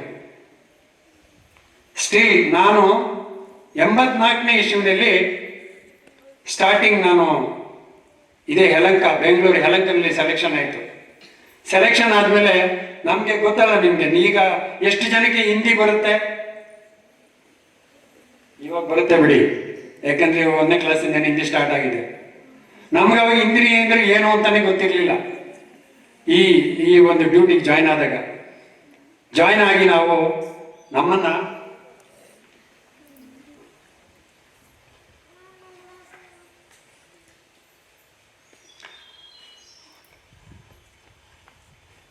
ಯಾವ ತರ ನಾವು ಅಲ್ಲಿ ಒಂದು ಸಿಚುವೇಶನ್ ಫೇಸ್ ಮಾಡಿದೀವಿ ಅಂತ ಹೇಳಿದ್ರೆ ಹೇಳುವಂಥದ್ದು ಬೇಕಾದಷ್ಟಿದೆ. ನಿಮ್ಮಲ್ಲಿ ಶೇರ್ ಮಾಡ್ಕೊಳ್ಬೇಕು ಅಂದ್ರೆ ನನಗೆ ಸುಮಾರು ಒಂದು ಅರ್ಧ ದಿವಸನೇ ಬೇಕು. ಯಾಕೆಂದ್ರೆ ಅಲ್ಲಿ ನಡೆದಿರ್ತಕ್ಕಂಥ ಘಟನೆಗಳು ನಿಮ್ಮ ಮನಸ್ಸಿಗೆ ನಾನು ತುಂಬಬೇಕು ಅಂತ ಹೇಳಿದ್ರೆ ನನಗೆ ಒಂದು ದಿವಸ ಆದ್ರೂ ಬೇಕಾಗುತ್ತೆ. ಒಂದು 5 ಪೀರಿಯಡ್ ಆದ್ರೂ ಬೇಕು. 5 ಪೀರಿಯಡ್ ಅದಲ್ವಾ? ಸಮಯ ಕಮ್ಮಿ ಇದೆ. ಅದರಿಂದ ನಾನು ನಿಮ್ಮಲ್ಲಿ ಕೇಳ್ಕೊಳ್ಳೋದಿಷ್ಟೇ, ಪ್ರತಿಯೊಬ್ಬ ನಾಗರಿಕನು ಮನಸ್ಸಿನಲ್ಲಿ ಒಂದು ಸಂಕಲ್ಪ ಇಟ್ಕೋಬೇಕು. ನನ್ನ ದೇಶ, ನನ್ನ ಮನೆ, ನನ್ನ ದೇಶಕ್ಕೆ ಏನೇ ತೊಂದರೆ ಆದ್ರೂ ನಾನು ಮುಂದೆ ಬರ್ತೀನಿ ಅನ್ನೋದು ಪ್ರತಿಯೊಬ್ಬರಲ್ಲೂ ಆಗ್ಬೇಕು. ಮತ್ತೆ ಇನ್ನೊಂದು ವಿಷಯ ನೀವು ಕೇಳಿರ್ಬೋದು, ಈ ಅಗ್ನಿವೀರ್ ಅಗ್ನಿಪಥ ಅಂತ ಒಂದು ಬಂದಿದೆ. ಭಾರತ ಸರ್ಕಾರ ಇದನ್ನ ಒಂದು ತಂದಿದೆ. ಏನಕ್ಕೋಸ್ಕರ ತಂತು ಇದರಿಂದ ಏನು ಲಾಭ? ಕೆಲವ್ರಿಗೆ ಇದ್ರ ಬಗ್ಗೆ ಅರಿವಿಲ್ಲ. ಈ ಅರಿವಿಲ್ಲದವ್ರು ಏನ್ ಮಾಡ್ತಾರೆ ಅಂದ್ರೆ ಬೇರೆಯವ್ರನ್ನು ಕೂಡ ದಾರಿ ತಪ್ಪಿಸ್ತಾರೆ. ದಾರಿ ತಪ್ಪಕ್ಕೆ ಹೋಗ್ಬೇಡಿ ಯುವ ಮಕ್ಕಳು. ನೀವು ದೇಶನ ನಾವು ಉಳಿಸ್ಕೋಬೇಕು ಅಂತ ಹೇಳಿದ್ರೆ ನಾವು ಪ್ರತಿಯೊಬ್ಬರು ಟ್ರೈನಿಂಗ್ ಬೇಕೇ ಬೇಕು. ಪ್ರತಿಯೊಬ್ಬರಲ್ಲೂ ಟ್ರೈನಿಂಗ್ ಬೇಕು.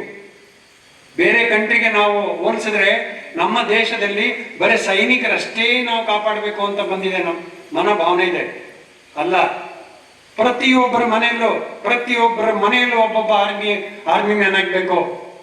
ಆವಾಗ ನಮ್ಮ ದೇಶ ಸುರಕ್ಷಿತವಾಗಿರೋದು. ದೇಶ ಇಲ್ಲಾಂದ್ರೆ ಸುರಕ್ಷಿತವಾಗಿರ್ಲಿಕ್ಕೆ ಸಾಧ್ಯನೇ ಇಲ್ಲ. ಅದನ್ನ ನೀವು ಸಂಕಲ್ಪ ಮಾಡ್ಕೋಬೇಕು. ಸಂಕಲ್ಪ ಮಾಡಿಕೊಂಡು ನೀವು ಮುಂದುವರಿಬೇಕು. ಏನು ನಾವಿಲ್ಲಿ ಸೇರಿದ್ರೆ ಯಾಕೆ? ಒಂದು, ನಮ್ಮ ಆರ್ಥಿಕ ಪರಿಸ್ಥಿತಿ ಸುಧಾರಣೆ ಆಗುತ್ತೆ. 4 ವರ್ಷ ಟ್ರೈನಿಂಗ್ ಕೊಡ್ತಾರೆ. 1 ವರ್ಷ ಟ್ರೈನಿಂಗು, 4 ವರ್ಷ ಡ್ಯೂಟಿ. 4 ವರ್ಷದಲ್ಲಿ ನಾವು ಎಷ್ಟು ಲಕ್ಷ ಸಂಪಾದನೆ ಮಾಡ್ಬೋದು? ಒಂದು ತಿಂಗಳಿಗೆ 30,000ದಿಂದ 40,000 ತನಕ ಪೇಮೆಂಟ್ ಕೊಡ್ತದೆ ಭಾರತ ಸರ್ಕಾರ. ಫುಲ್ಲಿ ಟ್ರೈನಿಂಗ್ ಕೊಡುತ್ತೆ, ಫ್ರೀ. ಟ್ರೈನಿಂಗ್ ಅಲ್ಲಿ ನೀವೇನು ದುಡ್ಡು ಕೊಡೋಂಗಿಲ್ಲ. ಟ್ರೈನಿಂಗ್ ಅಲ್ಲಿ ನೀವೇನು ಮಾಡೋಂಗಿಲ್ಲ. ಪ್ರತಿಯೊಂದು ಅಕಾಮಿಡೇಷನ್ ನಿಮಗೆ ಫ್ರೀ ಕೊಡುತ್ತೆ. ನಾವು ಮಾಡೋ ಕೆಲಸ ಏನು? ಜಾಯಿನ್ ಆಗೋದು ನಮ್ಮ ಕೆಲಸ. ಫಸ್ಟ್ ಆಫ್ ಆಲ್ ನಾವು ಜಾಯಿನ್ ಆಗಬೇಕು. ಜಾಯಿನ್ ಆದ್ಮೇಲೆ ಮುಂದೆ ಏನ್ ಆಗ್ಬೇಕು ಅನ್ನೋದನ್ನ ಭಾರತ ಸರ್ಕಾರ ಹೇಳ್ಕೊಡುತ್ತೆ. ಸ್ಟಾರ್ಟಿಂಗ್ ಪೇಮೆಂಟ್ ಎಷ್ಟಿದೆ ಗೊತ್ತಾ?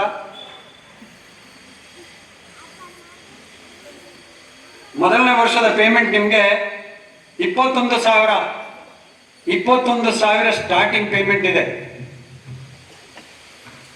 21 × 12 ಎಷ್ಟಾಯ್ತು? 2,52,000 ರೂಪಾಯಿ ಆಯ್ತು.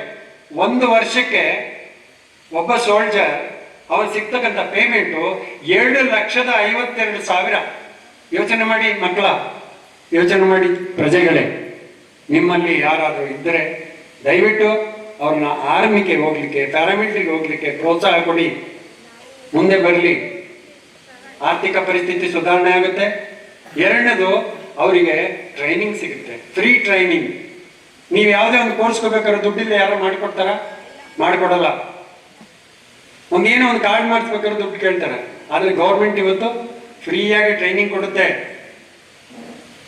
2ನೇ ವರ್ಷಕ್ಕೆ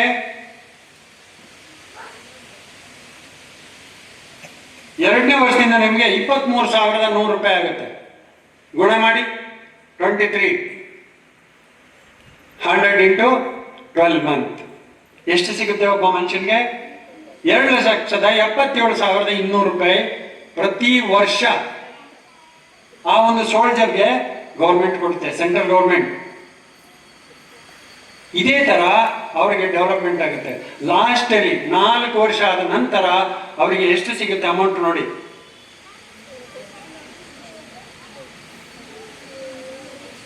ರಿಟೈರ್ಡ್ ಆಗೋ ಟೈಮಿಗೆ 11,71,000 ರೂಪಾಯಿ ಅವರ ಅಕೌಂಟಿಗೆ ಕೊಟ್ಟು ಅವ್ರನ್ನ ಅಲ್ಲಿಂದ ರಿಟೈರ್ಮೆಂಟ್ ಮಾಡುತ್ತೆ. ನೀವು ಅನ್ಕೊಂಡಿದ್ದೀರಿ ಅವ್ರನ್ನ ಮನೆ ಕಳಿಸ್ಬಿಡುತ್ತೆ, ಆಮೇಲೆ ಕೆಲಸ ಕೊಡಲ್ಲ. ನೆವರ್, ಸಾಧ್ಯ ಇಲ್ಲ. ಕೆಲಸ ಇದ್ದೇ ಇರುತ್ತೆ ಅವ್ರಿಗೆ. ಯಾವ ಕೆಲಸ ಕೊಡ್ತಾರೆ ಅವರಿಗೆ? First priority. ಇವತ್ತು ನಮ್ಮ ದೇಶದಲ್ಲಿ ರಿಟೈರ್ಮೆಂಟ್ ಆಗ್ತಕ್ಕಂಥ ವ್ಯಕ್ತಿಗಳು, ಸೋಲ್ಜರ್ಸು ಸುಮಾರು ಇಲ್ಲ ಅಂದ್ರೆ ಒಂದು ದಿವಸಕ್ಕೆ 50,000 ಜನ ರಿಟೈರ್ಡ್ ಆಗ್ತಾರೆ. ಆ ಒಂದು ವೇಕೆನ್ಸಿನ ಫಿಲಪ್ ಮಾಡೋಕ್ಕೋಸ್ಕರ ಈ ಗೌರ್ಮೆಂಟ್ ಏನ್ ಮಾಡಿದೆ, ಈ ಒಂದು ಸುವ್ಯವಸ್ಥೆನ ಮಾಡಿಕೊಟ್ಟಿದೆ. ಮನೆಯಲ್ಲಿ ಆರ್ಥಿಕ ಪರಿಸ್ಥಿತಿ ಸುಧಾರಣೆ ಆಗಬೇಕು, ಟ್ರೈನಿಂಗ್ ಆಗಬೇಕು. ಮತ್ತೆ ಅವನು ಟ್ರೈನಿಂಗ್ ಮಾಡೋ ಅವಶ್ಯಕತೆ ಇರಲ್ಲ. ಈ ಒಂದು 5 ಸಂಸ್ಥೆಗಳಿಗೆ ಇಲ್ಲಿ ರಿಟೈರ್ಡ್ ಆಗ್ತಕ್ಕಂಥ ವ್ಯಕ್ತಿಗಳನ್ನ, ಸೋಲ್ಜರ್ಸ್ಗಳನ್ನ ಮತ್ತೆ ಅಪಾಯಿಂಟ್ಮೆಂಟ್ ಮಾಡ್ಕೊಂತಾರೆ. ಇದು ಎಲ್ಲರಲ್ಲೂ ಬರಬೇಕು. ಯಾಕೆ ನಾವು ಇದನ್ನ ಯಾಕೆ ಟೈಮ್ ವೇಸ್ಟ್ ಮಾಡ್ತಾ ಇದ್ದೀವಿ? ಟೈಮ್ ವೇಸ್ಟ್ ಮಾಡಬೇಡಿ. ಮನೇಲಿ ಹೇಳಿ, 18 ವರ್ಷದಿಂದ 23 ವರ್ಷದವರೆಗೆ ವಯಸ್ಸಿರೋ ಮಕ್ಕಳಿಗೆ ಇದು ಒಂದು ಒಳ್ಳೆ ಅಪರ್ಚುನಿಟಿ ಇದೆ, ಒಂದು ಒಳ್ಳೆ ಜಾಬ್ ಇದೆ, ಸೆಂಟ್ರಲ್ ಗೌರ್ಮೆಂಟ್ ಜಾಬ್. ಕಳ್ಕೊಳಕ್ಕೆ ಹೇಳ್ಬೇಡಿ ದಯವಿಟ್ಟು. ಯಾರೇ ತಾಯಿ ತಂದೆ ಆಗಿರ್ಲಿ, ನಾಗರಿಕರು ಮಕ್ಕಳನ್ನ ಮುಂದೆ ಬರಕ್ ಬಿಡಿ. ಅಪ್ಪ ಹಾಕಿದ ಆಲ್ಮರ ಅಂತೇಳಿ ಒಂದೇ ಜಾಗ, ಅಯ್ಯೋ ನನ್ನ ಮಗ ಇಲ್ಲೇ ಇರಲಿ, ಅವನು ಹೊಟ್ಟೋದ್ರೆ ಏನಾಗ್ತಾನೆ ಅನ್ನೋದಲ್ಲ, ಅವನೊಬ್ಬ ದೇಶನ ಕಾಯ್ಬೋದು. ಇಡೀ ದೇಶನ ಒಬ್ಬ ಸೈನಿಕ ಉಳಿಸ್ಬೋದು. ಬೇಕಾದಷ್ಟು ಹಿಸ್ಟ್ರಿಗಳಿದೆ. ಕಾರ್ಗಿಲ್ ಯುದ್ಧ ಆದಾಗ ಎಷ್ಟೆಲ್ಲ ನೋವು, ಎಷ್ಟೆಲ್ಲ ಸೈನಿಕರು ಹೋದ್ರು. ಅವತ್ತೇನಾದ್ರು ಸೈನಿಕರು ನಾನು ಒಂದು ಹೆಜ್ಜೆ ಹಿಂದೆ ತಗೊಂಡಿದ್ರು, ನಾವು ಕಾರ್ಗಿಲ್ ಯುದ್ಧ ಮಾಡಕ್ಕಾಯ್ತಿರ್ಲಿಲ್ಲ, ನಾವು ಅದನ್ನ ಉಳಿಸ್ಕೊಳಕ್ಕಾಯ್ತಿರ್ಲಿಲ್ಲ. ಪಾಕಿಸ್ತಾನ ಬಂದು ಅಟ್ಯಾಕ್ ಮಾಡಿರೋದು. ಏನ್ ಮಾಡ್ಬೇಕು? ಇವತ್ತು ನೋಡಿ ನ್ಯೂಸ್ನಲ್ಲಿ ಕೇಳ್ತಾ ಇದ್ವಿ, ಬಾಂಗ್ಲಾದೇಶ ಪರಿಸ್ಥಿತಿ ಏನಾಗಿದೆ, ಚೈನಾ ಪರಿಸ್ಥಿತಿ ಏನಾಗಿದೆ.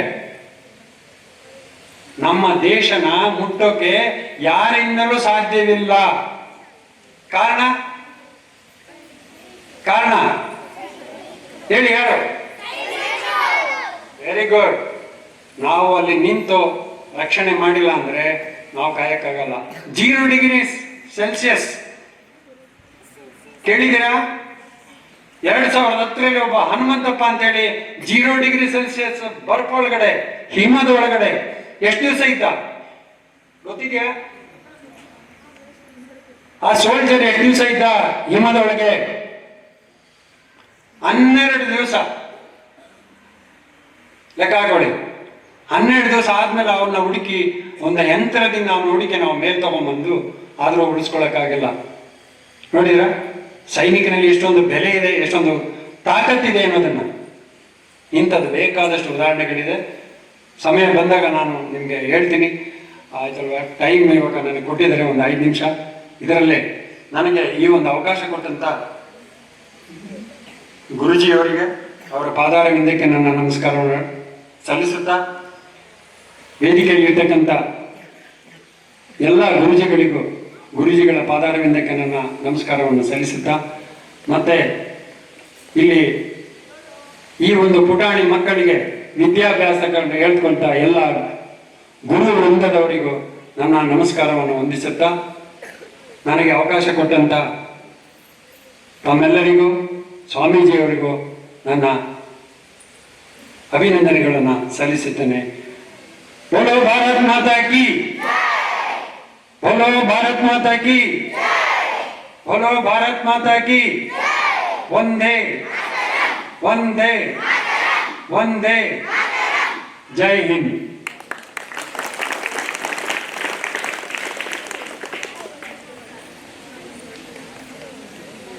Thank you very much, sir. Your words were inspiring. Now, I kindly request our Pujya Swami Vishnumayananda ji to address the gathering. Please, Swamiji.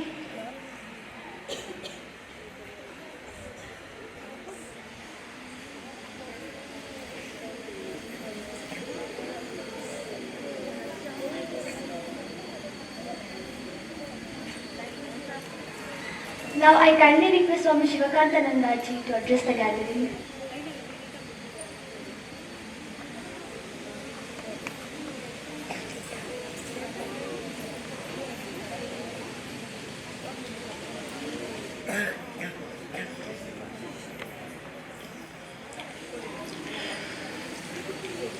ओम नमः श्री यतिराजाय विवेकानंद सूर्ये सच्चित सुख स्वरूपाय स्वामिने तापहारिणे. My respectful pranams to revered Swami Vishnumayananda Ji Maharaj. My pranams to Swami Mahavakyananda Ji Maharaj. Welcome to the guardians and the parents of our children and dear students. Today we are celebrating here Independence Day of our India. So we have gained the freedom with all the hard work of some of the great national leaders. The freedom has to be defined in a different way. What we gained is the political and economic freedom. The real freedom comes when we have the ability to control our senses, when we have the ability to control our mind, and also inspire our men and the people in the path of the real freedom. What we have gained today is the political and economic freedom from the oppressions of the Britishers, which ran over the 200 years. But before that, also, India was not totally free. We were not politically free. We were not economically free also. People from the West, the rulers from the West came and occupied our land, and they took away the billions and billions of wealth from India. And today we have gained again that kind of wealth and everything, but we have lost our real spirituality. Spirituality and religion is the two ways through which the Indian blood runs.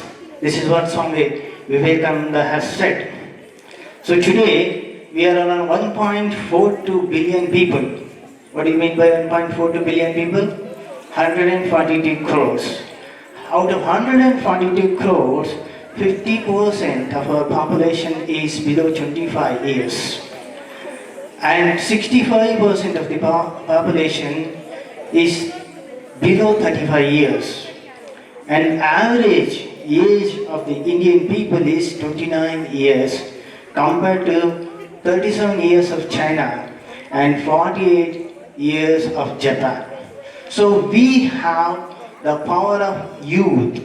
But what is the real young people are doing?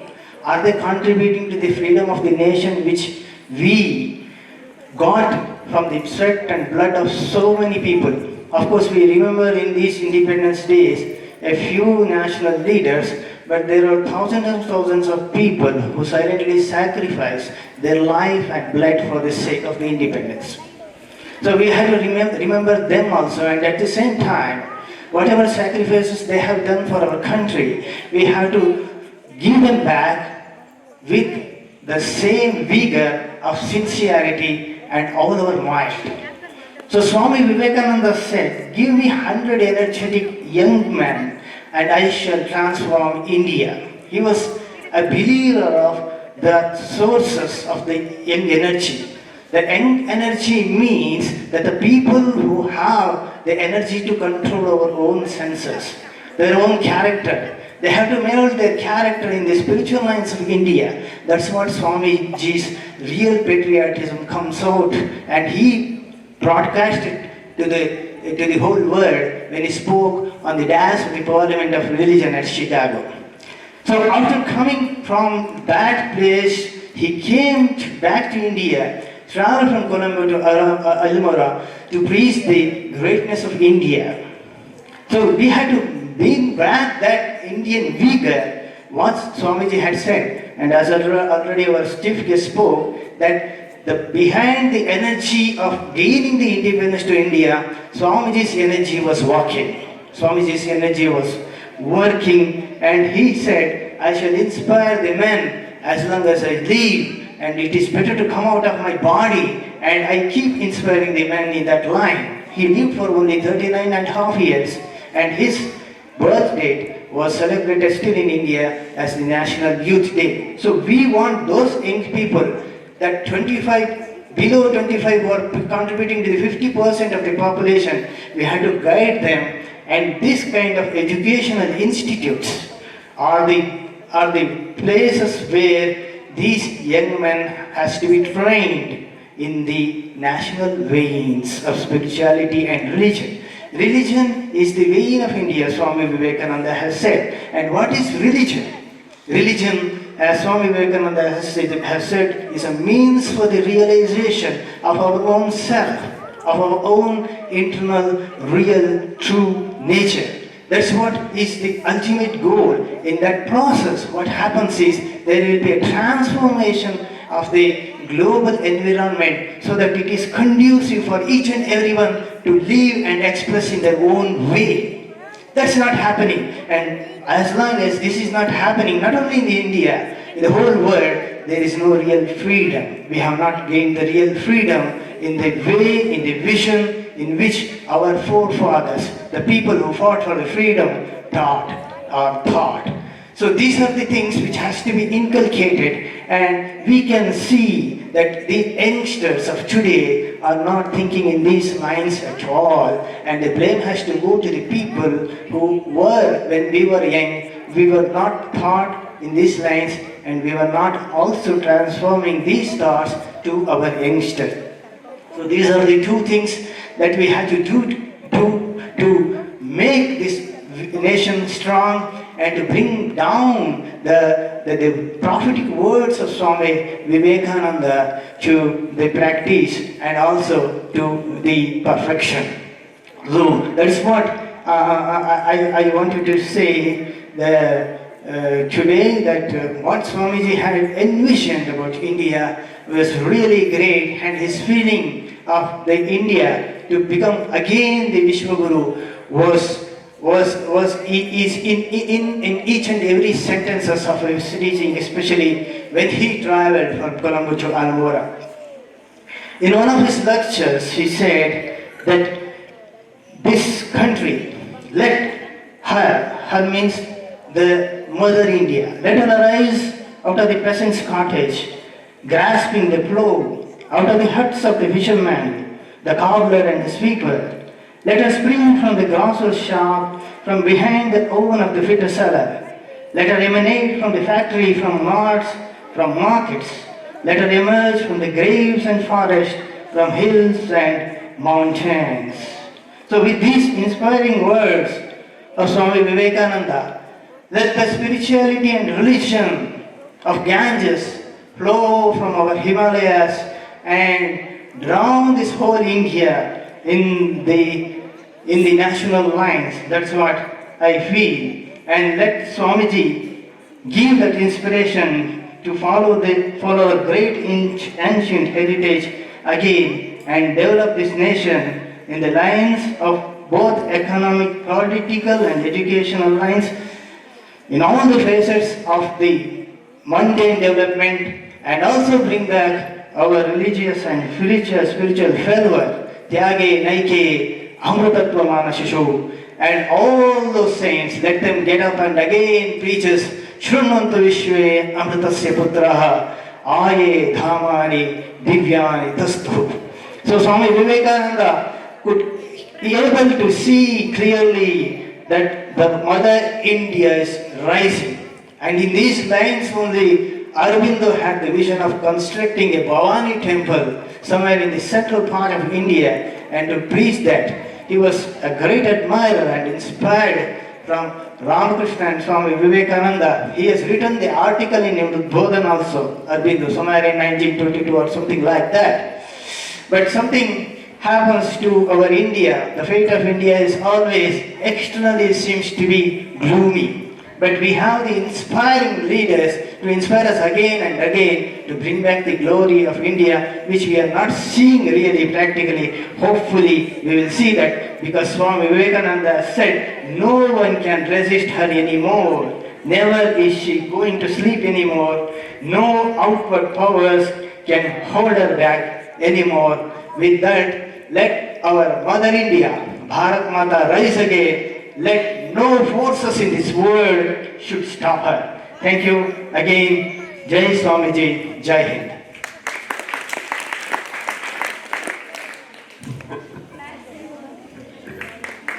Thank you, Swamiji. We are blessed.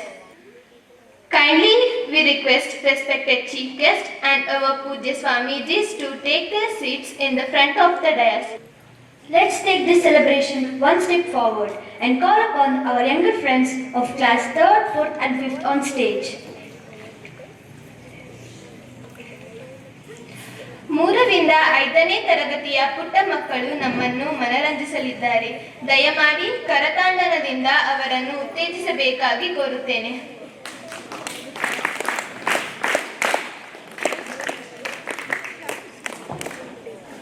Now, 3rd to 5th students will express their patriotism through the song. ಮಾತೆಯ ಮಕ್ಕಳು ನಾವು, ಮಾತೃಭೂಮಿಗೆ ನಮಿಸುವೆವು. ಭಾರತ ಮಾತೆಯ ಮಕ್ಕಳು ನಾವು, ಮಾತೃಭೂಮಿಗೆ ನಮಿಸುವೆವು. ರಾಷ್ಟ್ರಭಕ್ತಿಯ ಭಾವನೆ ಬೆಳೆಸುತ್ತ ಭಾರತ ನೆಲದಲ್ಲಿ ಬೆಳೆಯುವೆವು. ರಾಷ್ಟ್ರಭಕ್ತಿಯ ಭಾವನೆ ಬೆಳೆಸುತ್ತ Bharat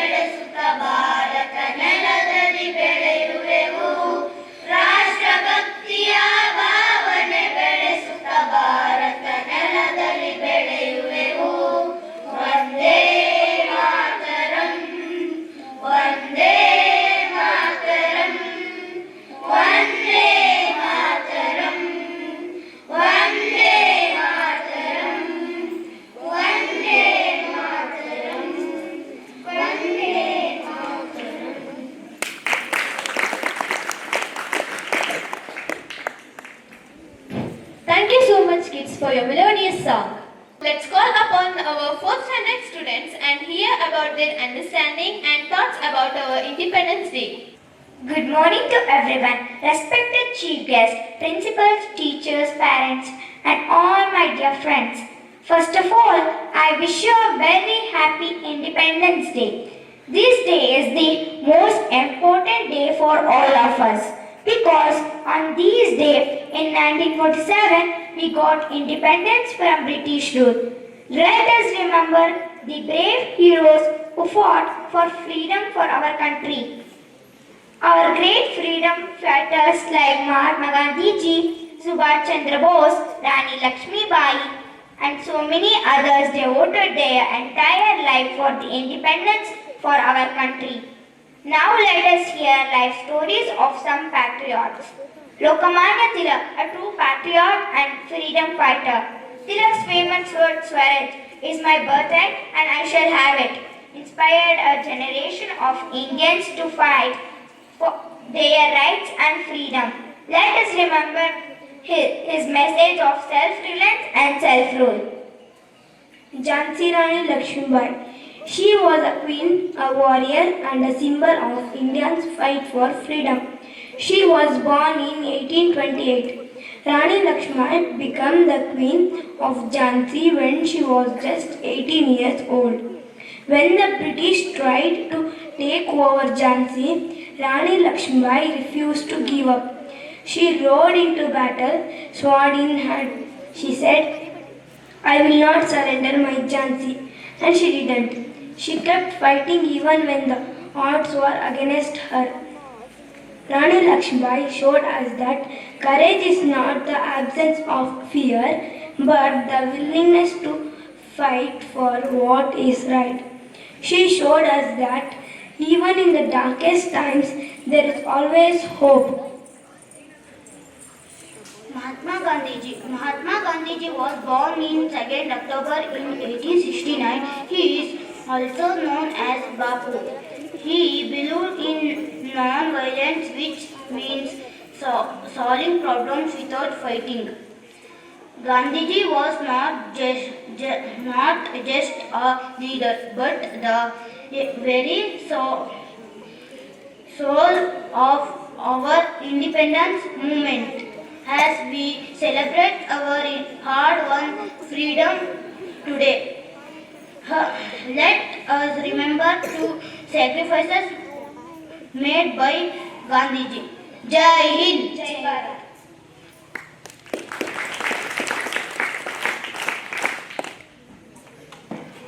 Thank you, friends. Now we would like to call up the 3rd, 4th and 5th students to come on the stage and showcase the tableau.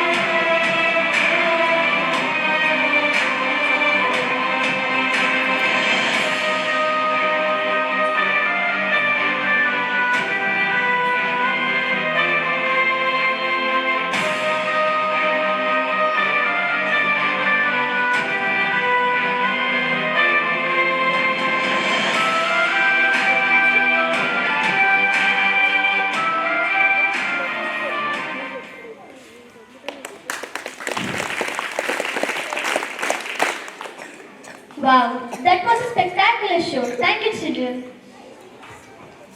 Let's move further in this patriotic journey through dance by class 35th.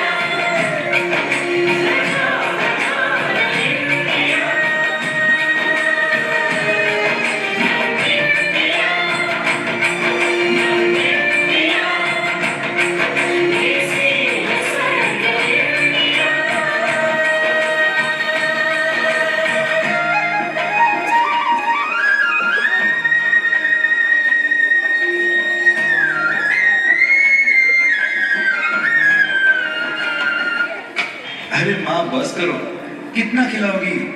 खा ले बेटा, वैसे भी मेरे हाथ का बना हुआ खाना पूरे साल में एक ही बार तो खाता है। भैया इस बार 2 राखी बनवा लो, पिछले रक्षाबंधन पे भी नहीं थे आप। मेरी प्यारी सी बहन को मेरी उम्र लग जाए। ले ले ले, मेरी प्यारी गुड़िया। हेलो हेलो कैप्टन, आपकी छुट्टी रद्द की गई है। आपको जल्द से जल्द सरहद पे रिपोर्ट करना होगा। यस सर, जय हिंद।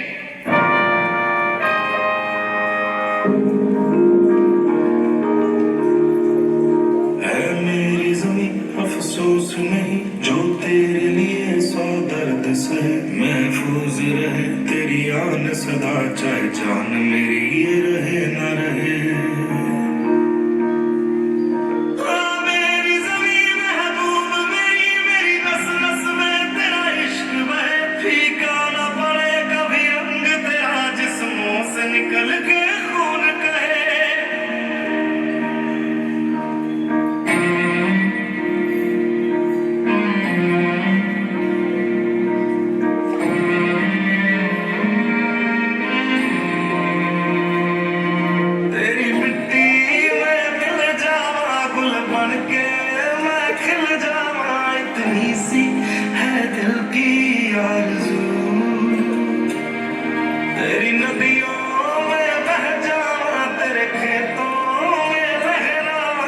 पतली सी है दिल की आरज़ू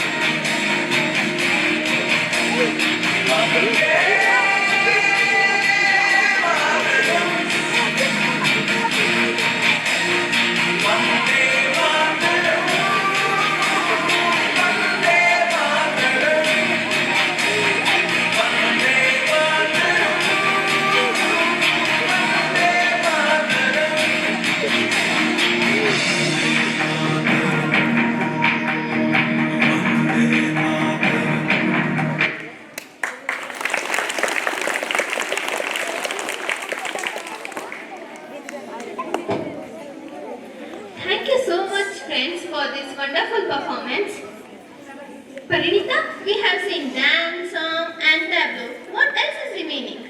Mime. We haven't seen mime. Come, let's watch.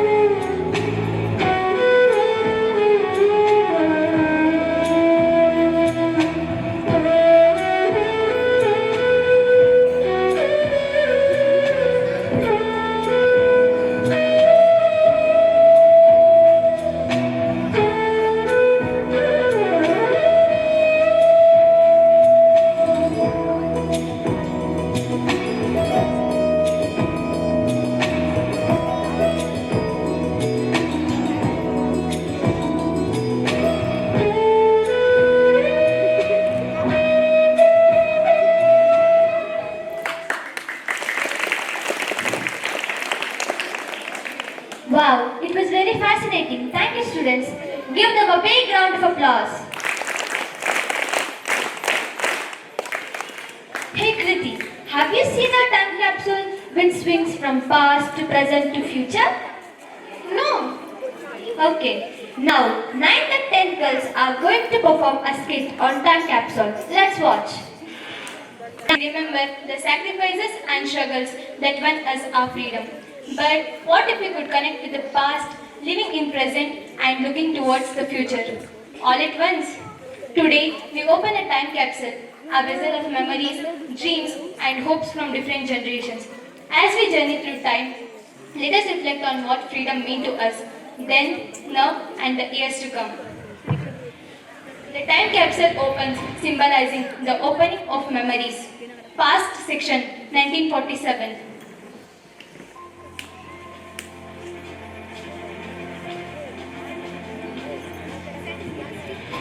I am Bhagat Singh, a son of India, who dreamed of freedom.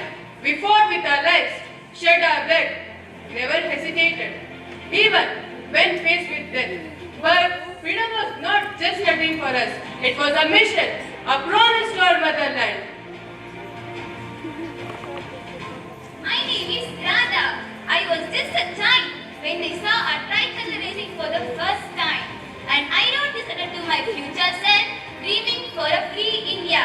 And that was my hope on this August 15, 1947. They placed the flag and letter to time capsule. Bhagat Singh salutes before stepping back.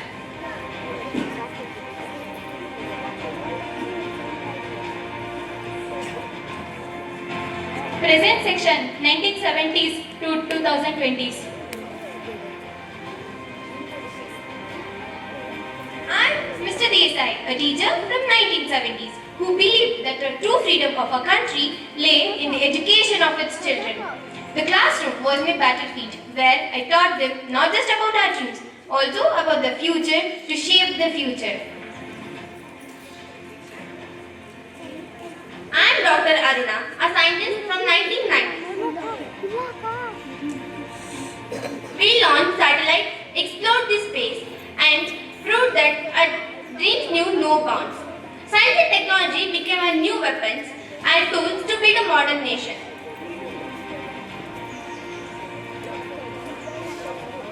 I'm Anita, part of IT revolution that transferred India into a global leader in technology. From a small cubicle in Bangalore, we connected the world, proving that our ideas and skills could compete on the global stage.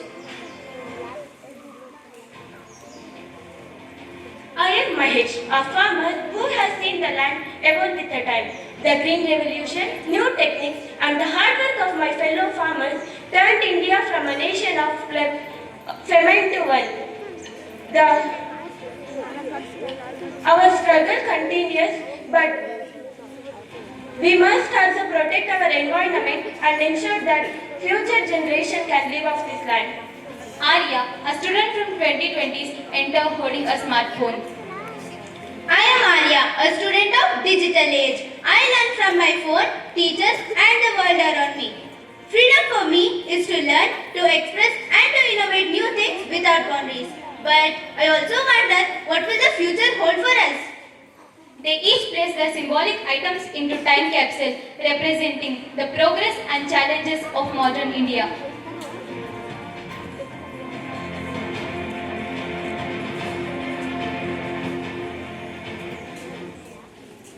Future section 2047.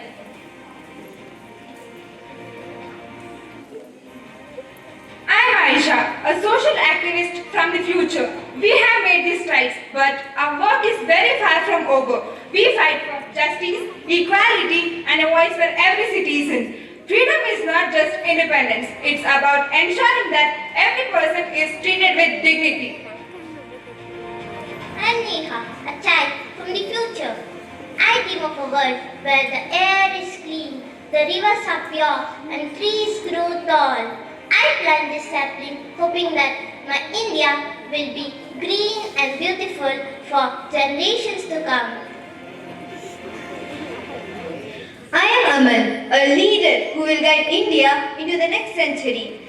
We stand on the shoulders of those who came before us. Our mission is to build a nation with lots of prosperity, peaceful and just, a beacon of freedom in the world. They place their items into time capsule, symbolizing hopes and dreams for the future. Dadima, representing wisdom and tradition, and Maya, a child from future, stepped forward holding hands.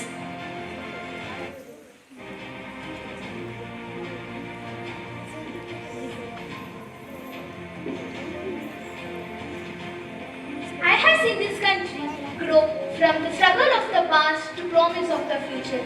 But one thing remains true. Our strength lies in our unity, in our ability to grow together, rise together, and dream together.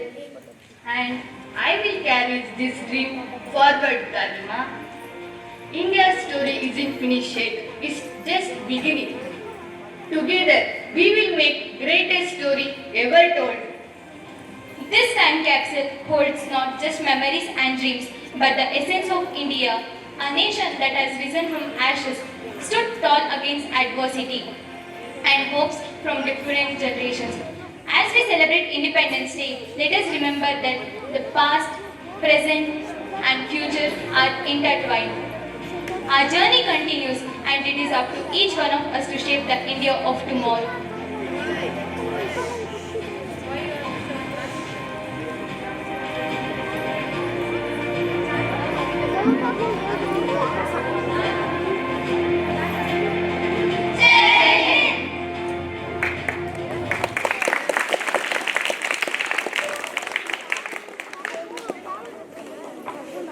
Wow, thank you girls. That was an excellent performance.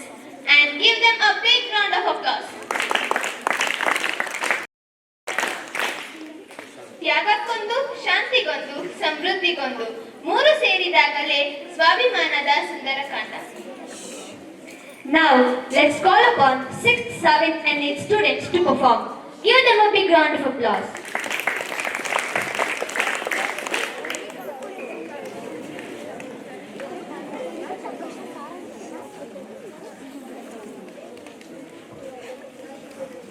ಎಲ್ಲರಿಗೂ ನಮಸ್ಕಾರ. ನಾವಿಂದು 6ರಿಂದ 8ನೇ ತರಗತಿಯ ಸಹೋದರ ಸಹೋದರಿಯರು ಸ್ವಾತಂತ್ರ್ಯ ದಿನದ ಸಂಭ್ರಮವನ್ನು July ತಿಂಗಳ ಯೋಜನಾಧಾರಿತ ಕಲಿಕೆಯ ಸಮ್ಮಿಲನದೊಂದಿಗೆ ಕಾರ್ಯಕ್ರಮವನ್ನು ಪ್ರಸ್ತುತಪಡಿಸುತ್ತಿದ್ದೇವೆ. ಕಾರ್ಯಕ್ರಮದ ಆರಂಭದಲ್ಲಿ ಭಾರತಾಂಬೆಯನ್ನು ಮನಸಾರೆ ಸ್ಮರಿಸಿ ನಮಿಸೋಣ ಬನ್ನಿ.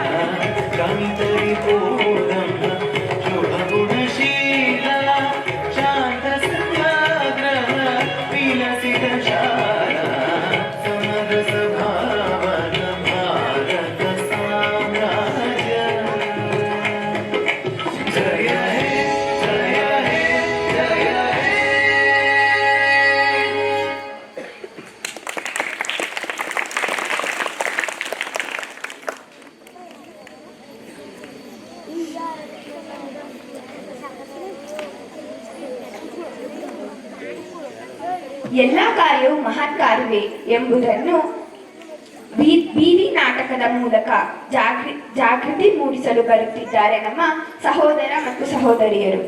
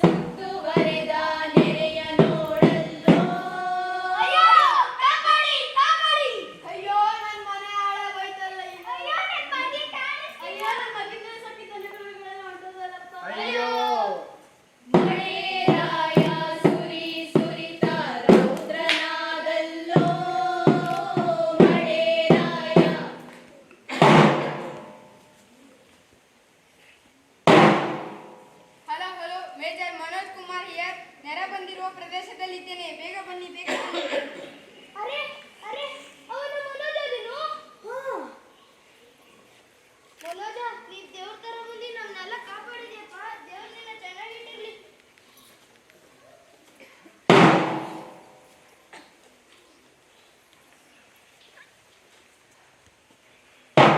ಡಾಕ್ಟ್ರಪ್ಪ, ಕಷ್ಟದ ಕಾಲದಲ್ಲಿ ಸಹಾಯ ಮಾಡ್ತಿದೀಯ. ನಿನ್ ಋಣ ಹೆಂಗ್ ತೀರ್ಸ್ಬೇಕಂತಾನೇ ಗೊತ್ತಾಯ್ತಿಲ್ಲ.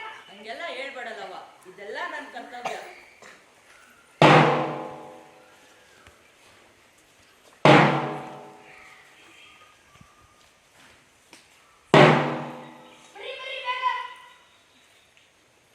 ಏನ್ ಮಗ ಇದೆಲ್ಲ? ಅಪ್ಪಯ್ಯ, ಮಳೆ ಬಂದು ಎಲ್ಲಾರ ಮನೆ ಕೊಚ್ಚಾಯ್ತು. ನಮ್ಮನೆ ಮಾತ್ರ ಹಂಗೋ ಹಿಂಗೋ ಉಳ್ಕೊಂಡೈತೆ. ಊರವರೆಲ್ಲ ಅದ್ದಿರುವಾಗ ನಾವೇಗಪ್ಪ ಉಣ್ಕೊಂಡಿರೋಣ? ಅದಕ್ಕೆ ನಮ್ಮನೇಲಿ ಇದ್ದಿದ್ದೆಲ್ಲ ದವಸ ಧಾನ್ಯ ತೆಗಿದೀನಿ. ಊರವರೆಲ್ಲ ಹೊಟ್ಟೆ ತುಂಬಾ ತಿನ್ಲಿ. ಶಬಾಷ್ ಮಗನೇ, ಶಬಾಷ್. ಕ್ಷಮಿಸ್ಬಿಡ್ಲ ಮಗ, ನಾನು ತಪ್ಪು ಮಾಡಿದೆ. ರೈತ ಯೋಧ ಅನ್ಕೊಂಡು ಎಲ್ಲಾರ್ಗೂ ಅವಮಾನ ಮಾಡ್ಬಿಟ್ಟೆ. ನನ್ನ ಬುದ್ಧಿಗಿಷ್ಟು. ಹೌದು, ಸಮಾಜಕ್ಕೆ ಒಳಿತಾಗಬೇಕು ಅಂದ್ರೆ ಯಾವುದೇ ದೇಶ, ಭಾಷೆ, ವೇಷಭೂಷಣಕ್ಕೆ ಮಹತ್ವ ಕೊಡದೆ ನಮ್ಮ ಕಾರ್ಯಗಳನ್ನು ನಿಯಮನಿಷ್ಠೆಯಿಂದ ಮಾಡಿದ್ದೇ ಆದ್ರೆ ಅದು ದೇವರ ಕಾರ್ಯಕ್ಕೆ ಸಮಾನವಾದಂತೆ. ಹೌದು, ಹೇಗೆ ಸಮಾಜಕ್ಕೆ ಡಾಕ್ಟರ್ಗಳು, ಇಂಜಿನಿಯರ್ಗಳು ಬೇಕಾಗಿದ್ದಾರೋ ಹಾಗೆ ಒಡಲಿಗೆ ಅನ್ನ ಹಾಕುವ ರೈತ, ಗಡಿಯಲ್ಲಿ ಕಾಯುವ ಯೋಧ, ಇವರಿಬ್ಬರ ಒಡಲ ಗಡಿಯ ಚೇತನರನ್ನು ಯಾವತ್ತೂ ಮರೆಯದೆ ಗೌರವಿಸಬೇಕು. ನೇಗಿಲ ಯೋಗಿ ರೈತನಿಗೆ ಜಯವಾಗಲಿ, ಜಯವಾಗಲಿ. ಗಡಿ ಕಾಯುವ ರಕ್ಷಕ ಸಿಪಾಯಿಗಳಿಗೆ ಜಯವಾಗಲಿ, ಜಯವಾಗಲಿ. ಔಷಧಿ ಕೊಡುವ ಡಾಕ್ಟರ್ಗಳಿಗೆ ಜಯವಾಗಲಿ, ಜಯವಾಗಲಿ. ಧನ್ಯವಾದಗಳು.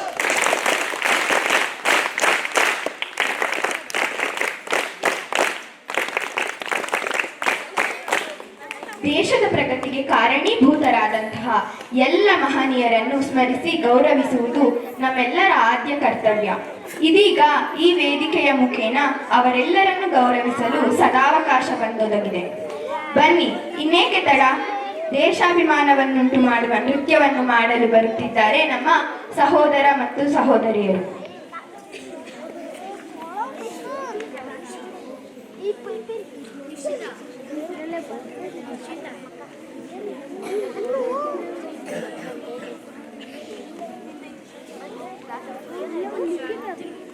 ಕೈ ಮೇಲೆ ನೋಡುದಾ?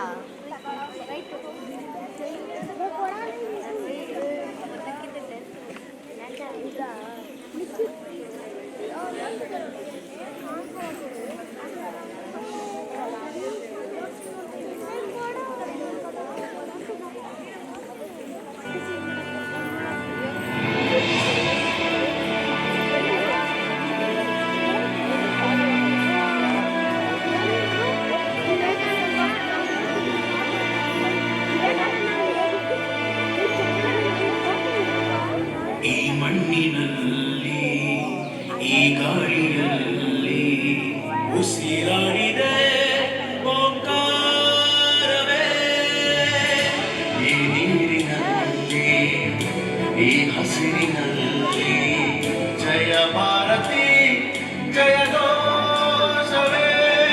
ಈ ಜಗಕ್ಕೆ ನಾವೇ ಗುರುಸ್ಥಾನ, ಕಲಿಸಿದ್ದು ನಾವೇ ಜ್ಞಾನ, ಜನಗಳವೇ ನಮ್ಮೆದೆಯ ಗಾನ, ವಿಜ್ಞಾನ ನಾವಿಂದ ದಾನ, ನಿಜ ಸಂಸ್ಕೃತಿ ಜ್ಞಾನಮಾನ ಅಭಿಮಾನ ತುಂಬಿರ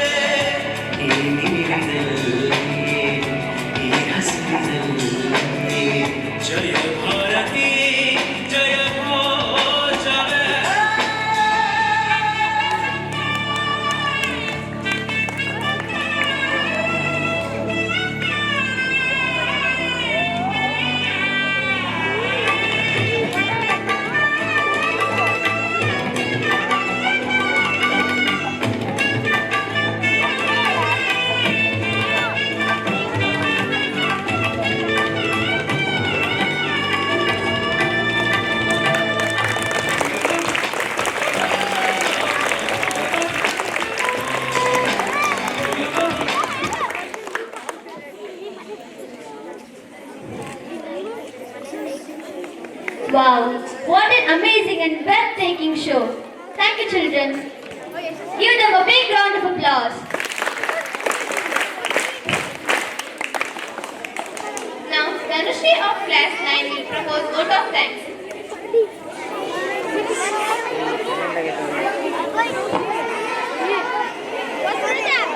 Pujya Swamiji, honorable guest, beloved teachers and my dear friends, a very happy 78th Independence Day to you all. It is with pride that I stood before you to deliver the oath of thanks on behalf of Sri Shada Devi Vidya Kendra. First of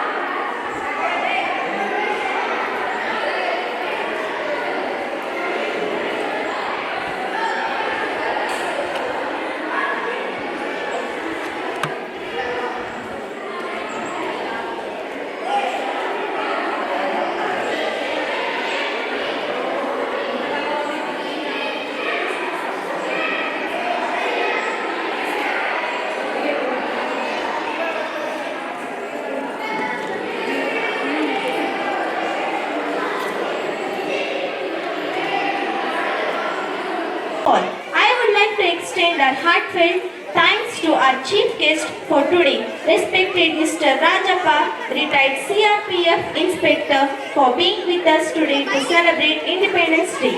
Thank you, sir. Our beloved Swami Vishnumaya Nandaji is here to bring a sense of peace and warmth on this special day. Thank you very much, Swamiji. We are extremely grateful with us, Swami Shivakanta Nandaji. Thank you, Swamiji, for making this event so much more special. We are so blessed to have Swami Mahavakya Nandaji here. A sincere thanks to you, Swamiji. A big thanks to Muli sir and principals who have always extended support and motivating us. Today's program is clearly a result of excellent guidance of our teachers, volunteers and my dear fellow students. My heartfelt thanks to them. Last but not least, our sincere gratitude to the supporting staff. Once again, I wish you all a very happy Independence Day. Let us pledge to keep our motherland clean and green. Jai Hind.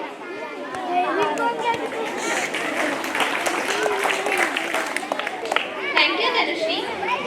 Now I request parents and guests to go to the girls block and see exhibition of 6, 7 and 8. B. Parinita And Kruti signing off. Jai Hind, Jai Bharata Mate.